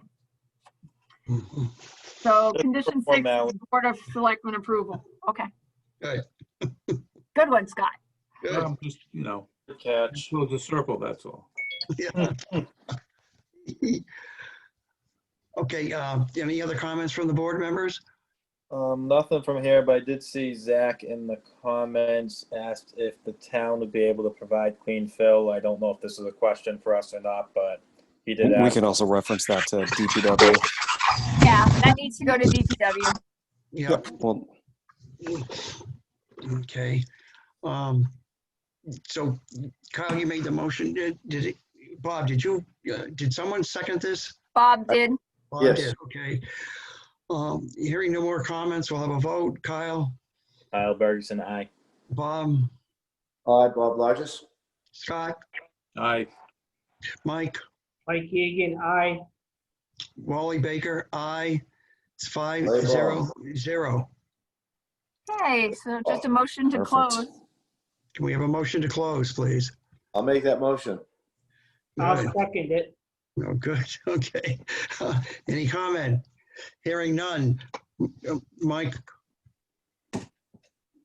Yes, I just seconded it, Wally. okay, I said, yeah, do you have any, we're gonna have a vote. I didn't hear any comments, so we're gonna have a vote. What is your vote?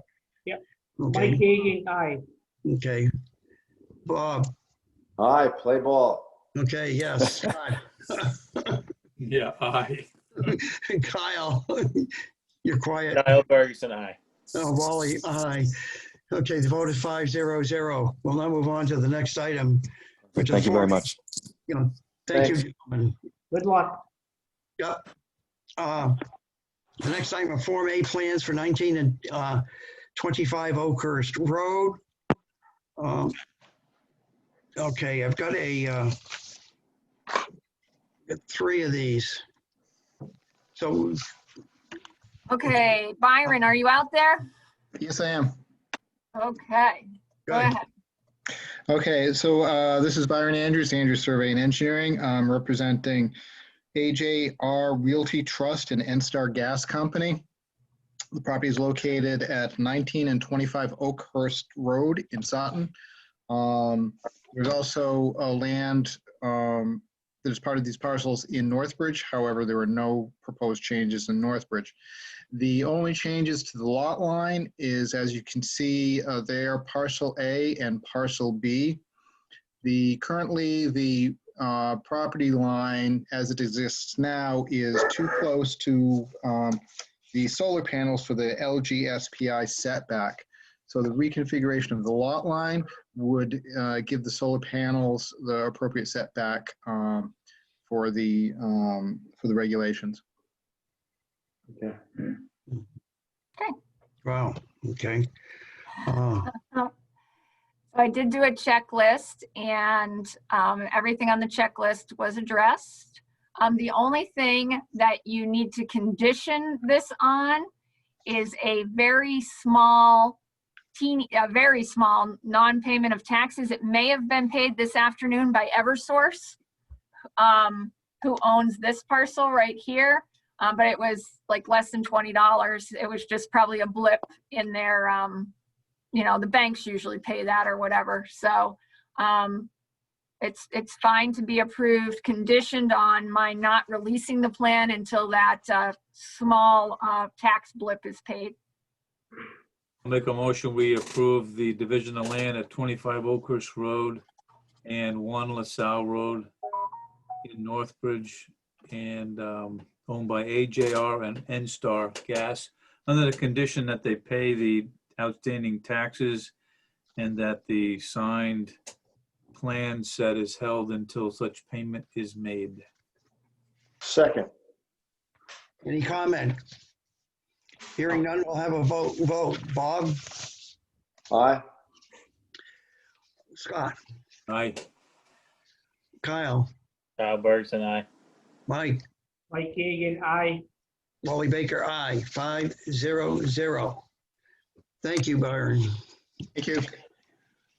Okay.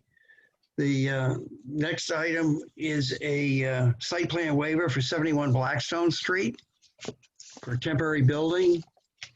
Okay, I am going to pull that up for you. Okay, this is the Blackstone Street site, J&G Foods. And So you come down Providence Road, you take a right under the railroad bridge, come up Blackstone Street. This is Tricentennial Park, right on the Blackstone River, the new bridge that just went in. So this is J&G Foods. As you might imagine, this is a food processing plant. There's lots of employees here, and there's lots of trucks coming and going all the time. Due to COVID regulations, they are actually having some issues with having employees eating inside the building.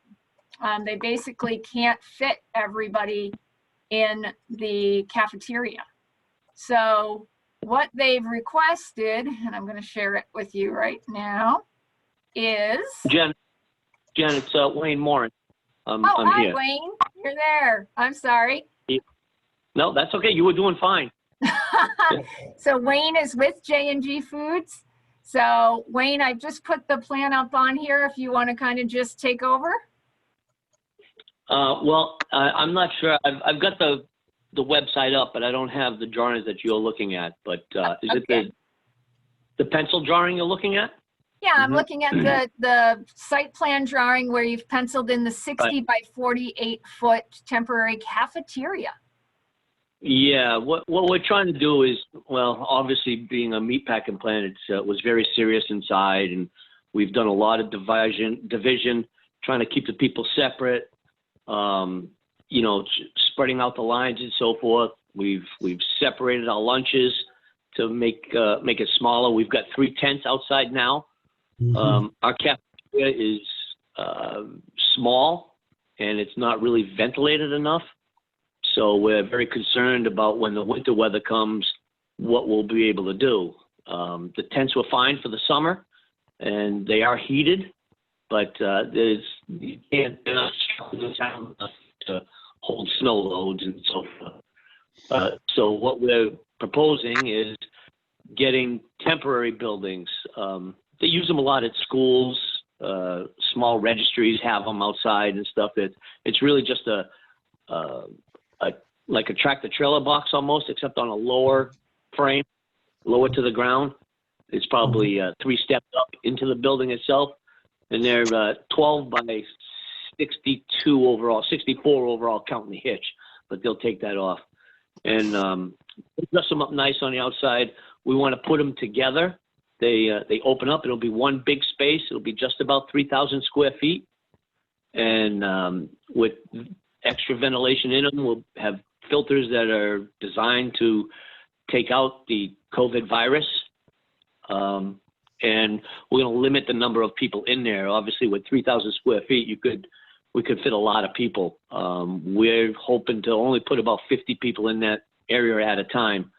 And the way we have it now with our tents is we have 8-foot tables, but it looks, on top of the tables, it looks almost, well, I'll say like footing booths. They're separated. We got plywood down the middle that's 2 feet high, and with little dividers in between, 6 people that could sit at 3 people on each side of the table. So it divides them up pretty well that way for when they're not wearing a mask. And that's the same idea we're going to use inside these buildings. So we'll limit the number of people. We've got good ventilation, and we'll be able to keep them warm in the wintertime. These buildings also come with, as you can see on the floor plan, also comes with bathrooms. It's a tank, it's a holding tank. We'll have to get it pumped out. So that's not a problem. And it's really, because we've got tents where this is going to be on that end of the building, it's not going to interfere with any traffic flow or any parking or anything like that. And it's only temporary. We're planning on eventually taking these out and putting in a more permanent structure. So that's about all I have. If there's any other questions, I'd be happy to answer. I did meet on site with Wayne and the building commissioner, and the building commissioner had 0 issues with this. At the point when they get to the point where they want to put on the permanent addition, they'll be coming back with a, you know, an architectural plan, an engineered plan, and going through the site plan process. But the building commissioner thought this was entirely appropriate just for a site plan waiver application, as it's a temporary use just until the COVID situation is under control. And as Wayne described to you, they are being extremely careful at this business and really considerate of their employees in trying to set up a much better and safer situation that'll be warm for the winter. So, and you can see in this drawing how you'd have the 1, 2, 3, 4 backs all together. They take out the interior walls, and this will be an open space with the filtration that Wayne mentioned for the employees. This is Bob Largest through the chair. I'd like to make a motion that we waiver a site plan for 71 Blackstone Street. I conduct the business J&G for doing a good job. We're all under pressure if we have employees, and I appreciate you coming in and doing it right, because under pressure, some people might be doing the right thing, but not coming forward like this with the plan. So I'm happy to have you coming forward and force everyone else to be responsible as you are. Thank you. I'll second that. Scott Paul. Scott Paul, okay, thank you. Do any of the board members have any comments on this? I would just kind of further what Bob said. You know, I applaud them for trying to keep their employees as safe as can be during this time and coming forward with the right thing. Yeah. Okay, I'm sorry, it's Wayne. I got cut off somehow. That's okay. The board was just saying how awesome you are. You missed Like it. all bosses. Yeah.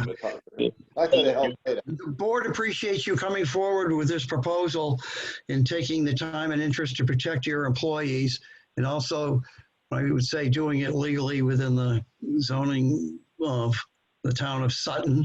And we look forward to when you come forward with your permanent structure, and then we'll take a look at that point in time. Absolutely. More than happy to help in any way we can. We're trying to be good neighbors. So. Thank you. So, Okay, Scott well- Paul, I have a question. How many employees work at this facility? Now it's just under 200. Wow. You have multiple shifts? No, we have one shift, but what we do is we break early for lunches, and you know, we separate different lines where we're able to give maybe 50 people lunch at a time. Oh, okay. And there's a lot of them, people that like to eat in their cars, or they go out to lunch. You know, they'll run down to Subway or Tony's Pizza or something like that. Yep. Mhm. And that's not counting the office managers and stuff. They have lunch in their office and stuff like that. So it's not everybody in the plant's going in there. Mhm. Okay, so then we'll have a vote. Bob, Aye. Scott, Aye. Kyle, Kyle Bergson, aye. Mike, Mike Egan, aye. Wally Baker votes aye. The vote is 5-0-0. Thank you, Wayne. Okay, the next Okay. item up is the field change for the IBA 103 Gilmore Drive landscaping. Okay, I'm going to pull that up for you. Oh, brother, hold on.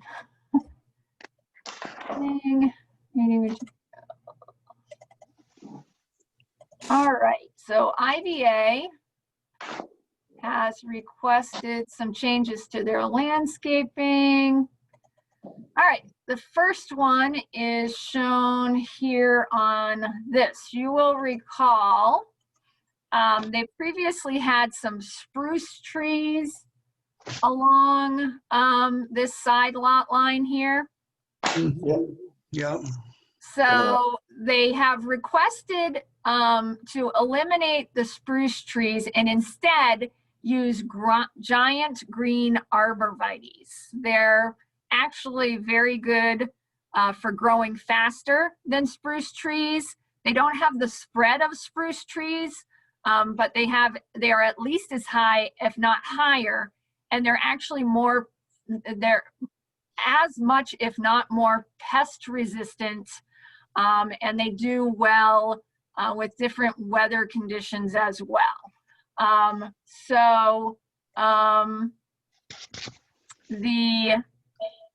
here they are continuing along this part of the site. And so that they're doing, and up here you'll see the numbers have increased. So they're just switching out spruce to green giant arborvitae, and they that is their screening planting change. Now, what they're requesting for building landscaping changes is what you see here. So they had kind of the usual assortment of little shrubs and bushes and things around the building. What they've done is they're using 2 different kinds of grasses in bulk, 700 plus 1-gallon grasses all along the edge of the building and out here. And then a series, these are full scale green giant arborvitaes. I shouldn't say full scale, they're half height right now. They're probably 25 feet high. They can go as high as 50 to 60 feet, but they want to put them in at half height, so 20 feet plus high. They've got some weeping bushes here around the transformer, a large landscaping rock, and some interesting choices here for more native plantings. This just is a really much more natural kind of looking arrangement. And then here, as you see, area A is over here. This is the area of interest, where you'll have 2 12 by 16 paver areas where they're going to have, these are actually landscape rocks that serve as benches, but they're putting picnic tables and benches out here. And then they're having a maple tree over here. Again, those grasses you see all along the edge, a tree here, and then a little area of interest here on this corner, leaving this area open for tents and company events on this large landscape area.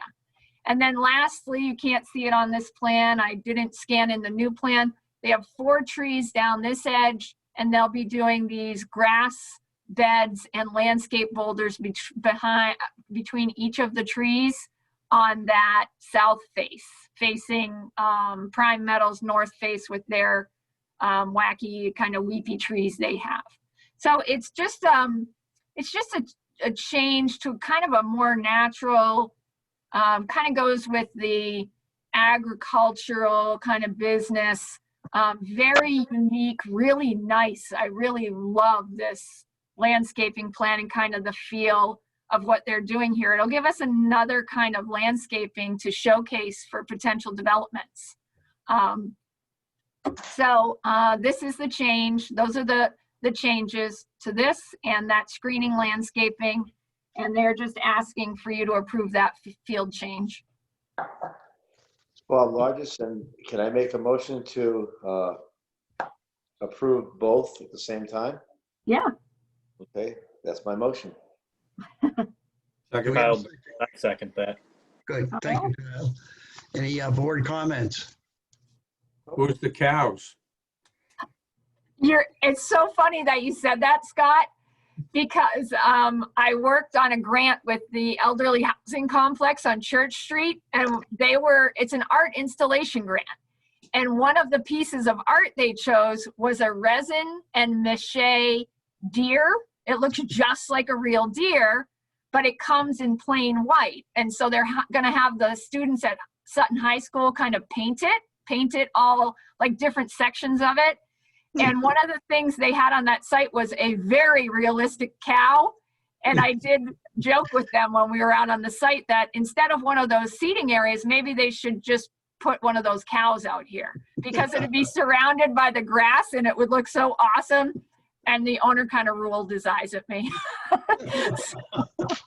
So I said, "Oh, you think it's too hokey?" And he just shook his head. Yeah, but reminds me of the cows, and I think it was called the Hillside Restaurant on Route 1A in Saugus. Yes, right on top of the building. Baby cows too. They're fake, big cows. So I'm gonna send him an email in the morning and say the board wanted to know where the cow was, so it's not just me. Okay. Any other comments? Hearing none, we'll have a vote. Bob, Aye. Scott, Aye. Kyle, Kyle Bergerson, aye. Mike, Mike Gagan, aye. Wally Baker, aye. Vote passes 5-0-0. The next item up is the field change for 258 Putnam Hill Common Driveway. Okay, ready? Yep. All right, so is there anybody here on this? If not, I've got this. Anybody? Nope. All right, so this one is got a lot of lines on it. So basically they're just shifting this is the, this was the proposed, this red line here was proposed kind of closer to the wetland. And this is where they want to actually put it. So a little farther from the wetland, and they're eliminating some piping under the driveway and putting a channel in. Actually, you know what? I'm sorry, that's reverse. So the black was what was approved, the red is what they're doing. And they're putting in some channels. This did go to Graves Engineering because it had drainage calculations with it, and it was approved by Graves Engineering. So they're just shifting the location of this common driveway. So this serves 3 lots. This is Putnam Hill Road, owned by the Romeos. And you'll recall there was some common drives across the street as well. So they were required to have this reviewed by Graves, and then the field change voted by the board. So it's shifting location, changing some of the drainage measures, submitted new calcs, completely approved by Graves. Are there any, aren't there stone walls that are being affected by this along that road, or? It's a state highway.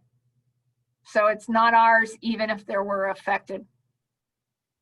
Putnam Hill Road is part of the state M route, and this is not a scenic roadway. Okay. Can we have a motion to approve? I'll make a motion to approve this modification to the shared driveway at 258. on Putnam Hill Road. Or address or something? 258 Putnam Hill Road. Oh yeah, there we go. Okay. I'll second that. Any comment? Hearing none, we'll have a vote. Mike, Mike Gagan, aye. Bob, Aye. Scott, Aye. Kyle, Kyle Bergerson, aye. Wally Baker, aye. Motion passes 5-0-0. Next item up is there was a letter that Jen has written to the town of Millbury on a proposed development at Burbank Street and West Main Street regarding traffic. So, Jen, you want to brief us on that, please? All right, so this is the plans of a proposed project. If you go down Singletary Ave in Sutton, it turns into West Main Street in Millbury. Right where the Village Knoll is, there's a mill here. It's the Steelcraft Mill, and there's the Village Knoll little market right here. And Burbank Road comes out right there. That's that intersection right here. This plan is to rehab the Steelcraft Mill into units as well as kind of a little restaurant space, so multi-use here, and then to put in 2 additional buildings with parking under. It's an awesome project in terms of adding some apartments in the area, about 197 apartments, mill rehab instead of knocking down the mill. So there's lots of great attributes to this project, but the problem is, so you can see this is one of the renderings. I'll have to say they did a bang up job with the renderings. We've got to ask for some that are this good. So you can see the mixed use here. This is the upper parking, and there's parking under on these. The problem is, this is an awesome, I'm sure you'll agree, I'm gonna use this from now on with developers. The quality of this rendering in terms of the topography and the existing structures, you can really get a feel for what's gonna happen here and how buildings will sit. The big fat problem with this is the traffic study. The traffic study really was deficient in a number of ways.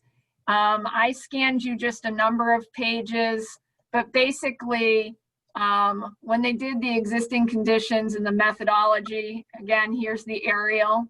This Burbank Road, as you know, slides into Sutton, and it goes into, so here we are, we come over, we cross the Sutton line, and right over this line, as you know, just a little ways down is the Singletary-Burbank intersection. That intersection is constrained. It is only about 12 feet as you turn from Burbank onto Singletary. It's about 12 feet wide. It's 16 feet in the other direction. It's already seeing an uptick in traffic just from the Market 32 project, with people cutting up and over the hill instead of going through the roundabout all the way down through 146 and through the signalized intersection. People are going up and over the hill. So we're already seeing an increase in traffic there. And this study shows absolutely, well, first off, as you can see here, there's no turning movements anywhere. So they didn't find any existing data with turning movements up Burbank, which is just crazy talk. So they're just showing traffic to and from on West Main Street, no traffic on turning onto adjacent roadways. And then when they do their estimates, they're showing, again, they're just evaluating that one intersection. They're not showing what's happening as people leave a 197 unit apartment building. When you drill down into the numbers, they're basically saying no more than 15 cars will turn right and go to Sutton. On the worst hour, on the worst peak hour of any day ever, basically, which, but there's no backup for it, really. So I have requested in my letter that, that they have to improve that traffic study, that it's a mess, that it does not contain the right origin destination studies, and they need to do a better job with that. So, so this is my letter. Well done. And Yeah. Polite. And then I did attach the same studies we saw when we did aggregate, which show the stresses on this intersection already. But this came from me. So what I need to know now is if you want a letter to come from the board, if you want it to kind of mirror what's said here, if you have any additional commentary you'd like to add, or if you just want to reinforce what I've said in this letter. It carries a tiny bit of weight when it comes from me, but it carries vastly more weight, excuse me, when it comes from the planning board to another planning board.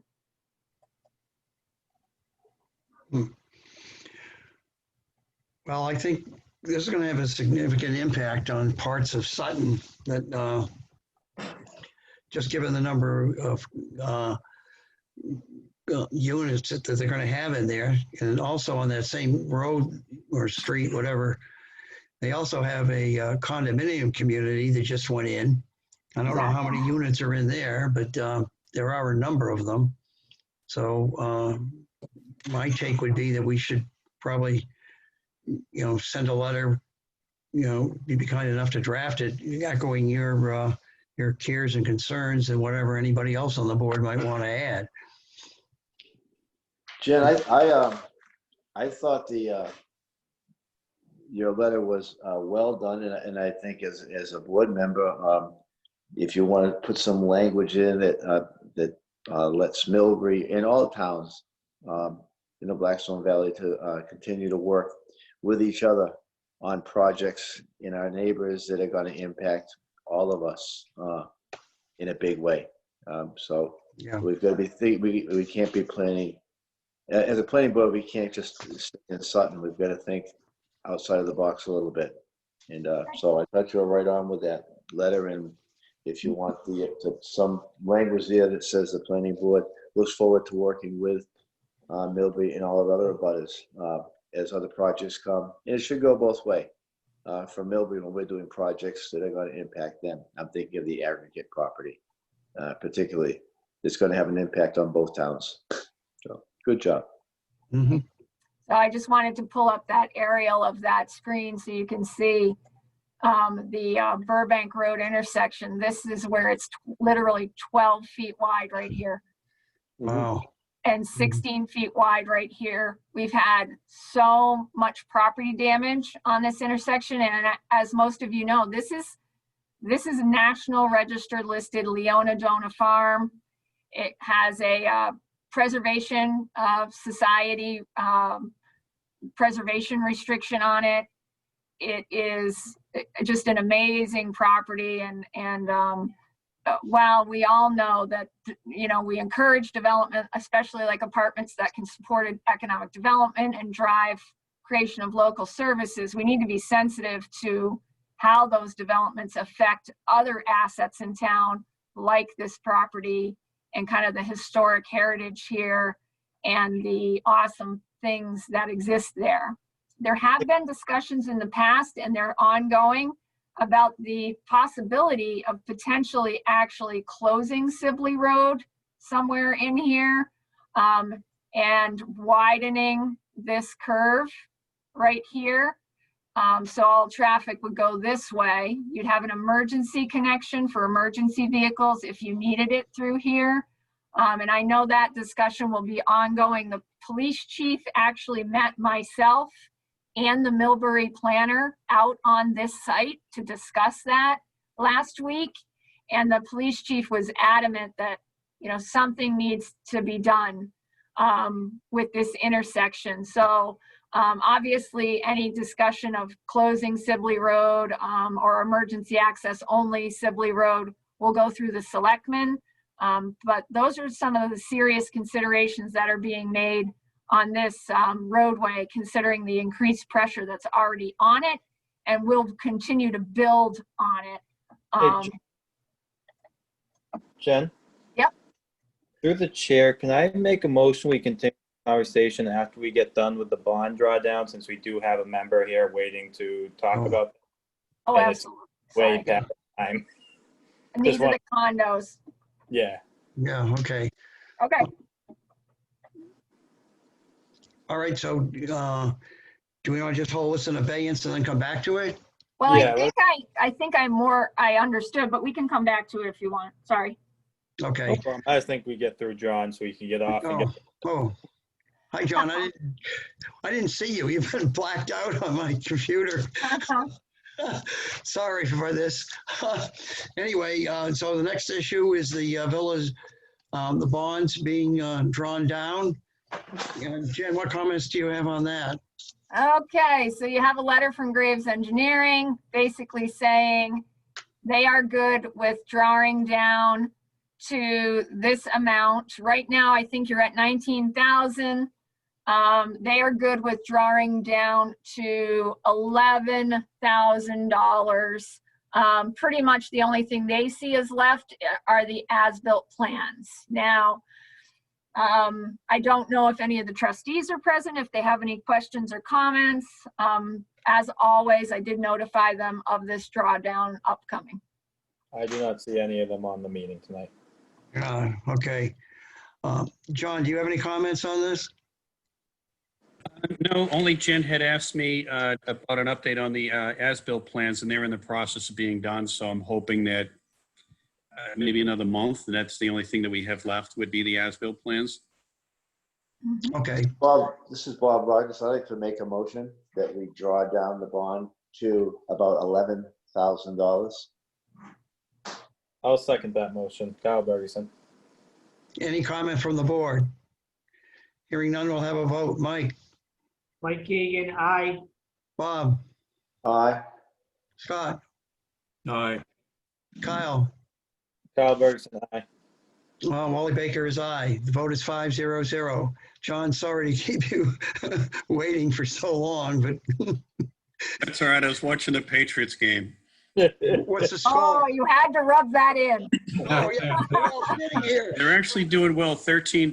Stidham is in. Oh, my God. Yeah. We're here going through this at this highly paid job. Okay, let's go back to Thank the. you. Thank you, John. Have a good one, John. The Millbury project. So where do we stand on that? Are we going to just, So you just want me to kind of echo the comments in the letter? Did you want me to kind of add anything else? I will add about, what Bob said about, towns kind of look forward to working with Millbury just as, we would expect comments from Millbury on things that affect them. We hope they're open to comments that might affect us, blah, blah, blah. Yep. go ahead. Anything other than that?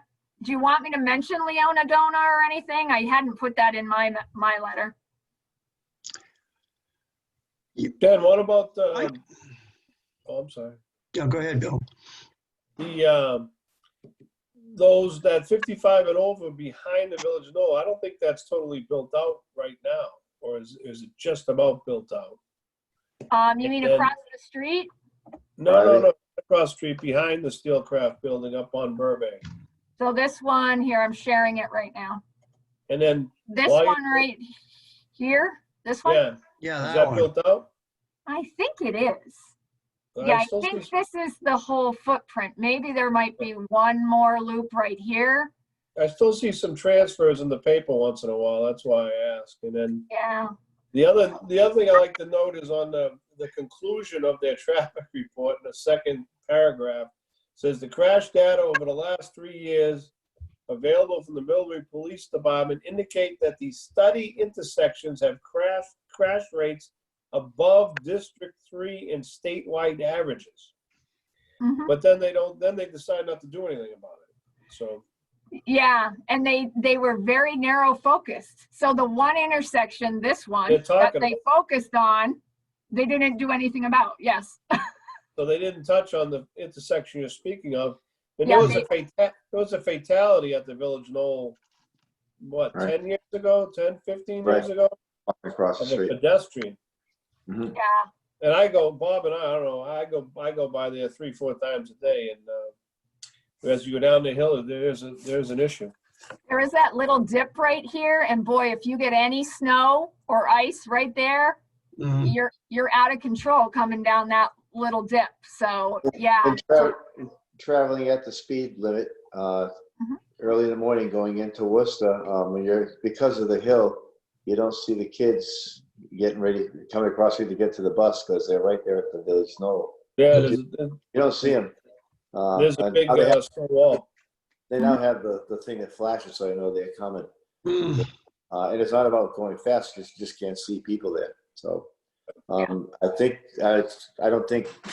I would hope Millbury would call us if we got a letter from them if there was some wreck going in Sutton right next to our town line. So I want you the paragraph that somehow does it with all good intentions that we work together on stuff like that. Right. And I do know that Dennis, our police chief, did talk to Chief DeSorcy over in Millbury. So they are in contact about some of their shared concerns relative to this project. So, I know there's ongoing discussion. I talked to Lori and she said the hearing was continued. They actually had some weird glitches with COVID and town meeting and stuff. So I think they're actually going to re-advertise and back the hearing out even a little bit further. So we'll have some more time to input, but I just wanted to make sure that something came from the board, not just from me. Yeah, sounds good. If you could do that, I would appreciate it. Okay. I got a question of Jen. Can you go back in in that intersection in front of Leona Dona's farm? Right here. Love it. Yep, So I've right here. always wondered about that the road has like a dimple on it. Uh-huh. You think that was laid out like that, like that way back when? No, no, in fact, I don't know the whole story, but there was relatively recently, the road came here. Yeah, it looks like it's been created over time. Right. This was a lawsuit. This bump out, Leonadona, sued the town and won a lawsuit to change the road layout. After she filled it in? Yes, after the wall was put up and stuff. I don't know the details, but it was only a year or two ago that the current owner pointed that out, that these maps had this nice round corner here because that was the old layout, Right. and that wasn't the legal status anymore. And he provided me a book and page. I provided it to Nick Nunemacher, and sure enough, he found the plan that was drawn by Dave LaValle based on a lawsuit settlement that changed the layout and actually constricted it like this. So it was, right down. That's yeah, what she- it was more wide open before, but again, still, you know, less than 20 feet on a very busy intersection. And now with that legal ruling, you're 12 feet right there. Okay, can we, is there any more conversation on this? I would really like to move on. That's fine. No, it's just curiosity. It's a good question.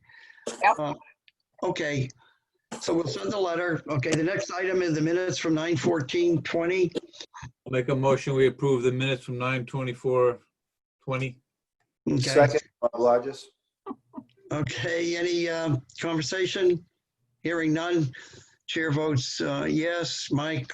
I'll abstain only in my packet, I Oh. didn't get them. I only got the 8:31 minutes. What do you do Okay. now? You know. Bob? Aye. Scott? Me, aye. Okay, Bill, will you? I abstain also. Okay, you abstain. Okay, so the vote to accept is 4-0-2. Wait a minute. Okay, I that's mean, the fine. vote to accept is 4 in favor, 0 against, and 2 abstained, Gotcha, gotcha. right? Okay. And the last item is a correspondence from the town of Northbridge Planning Board regarding traffic conditions for the Blackstone Logistics Center. Just based on the same exact conversation we just had, I just wanted you to be aware of Northbridge's concerns relative to the Blackstone Logistics Center, should it go forward in the towns of Uxbridge, Douglas, and Sutton. Good Okay. job. Hearing none, Need a do I have- motion to adjourn? please. I'll second it. Okay, all in favor, say, oh, I'm sorry, Michael, you in favor? Mike Egan, aye. Bob? Play ball. Scott? Aye. Kyle? Kyle Bergerson, aye. Wally Baker, aye. 5-0-0. Jen, Yeah, what's the drum? Just one note, there is not going to be a planning board meeting on October 19th. Your next meeting will be Oh, good. November 2nd. Yay, okay, thank you. Good You all night. in? Good Good night. night.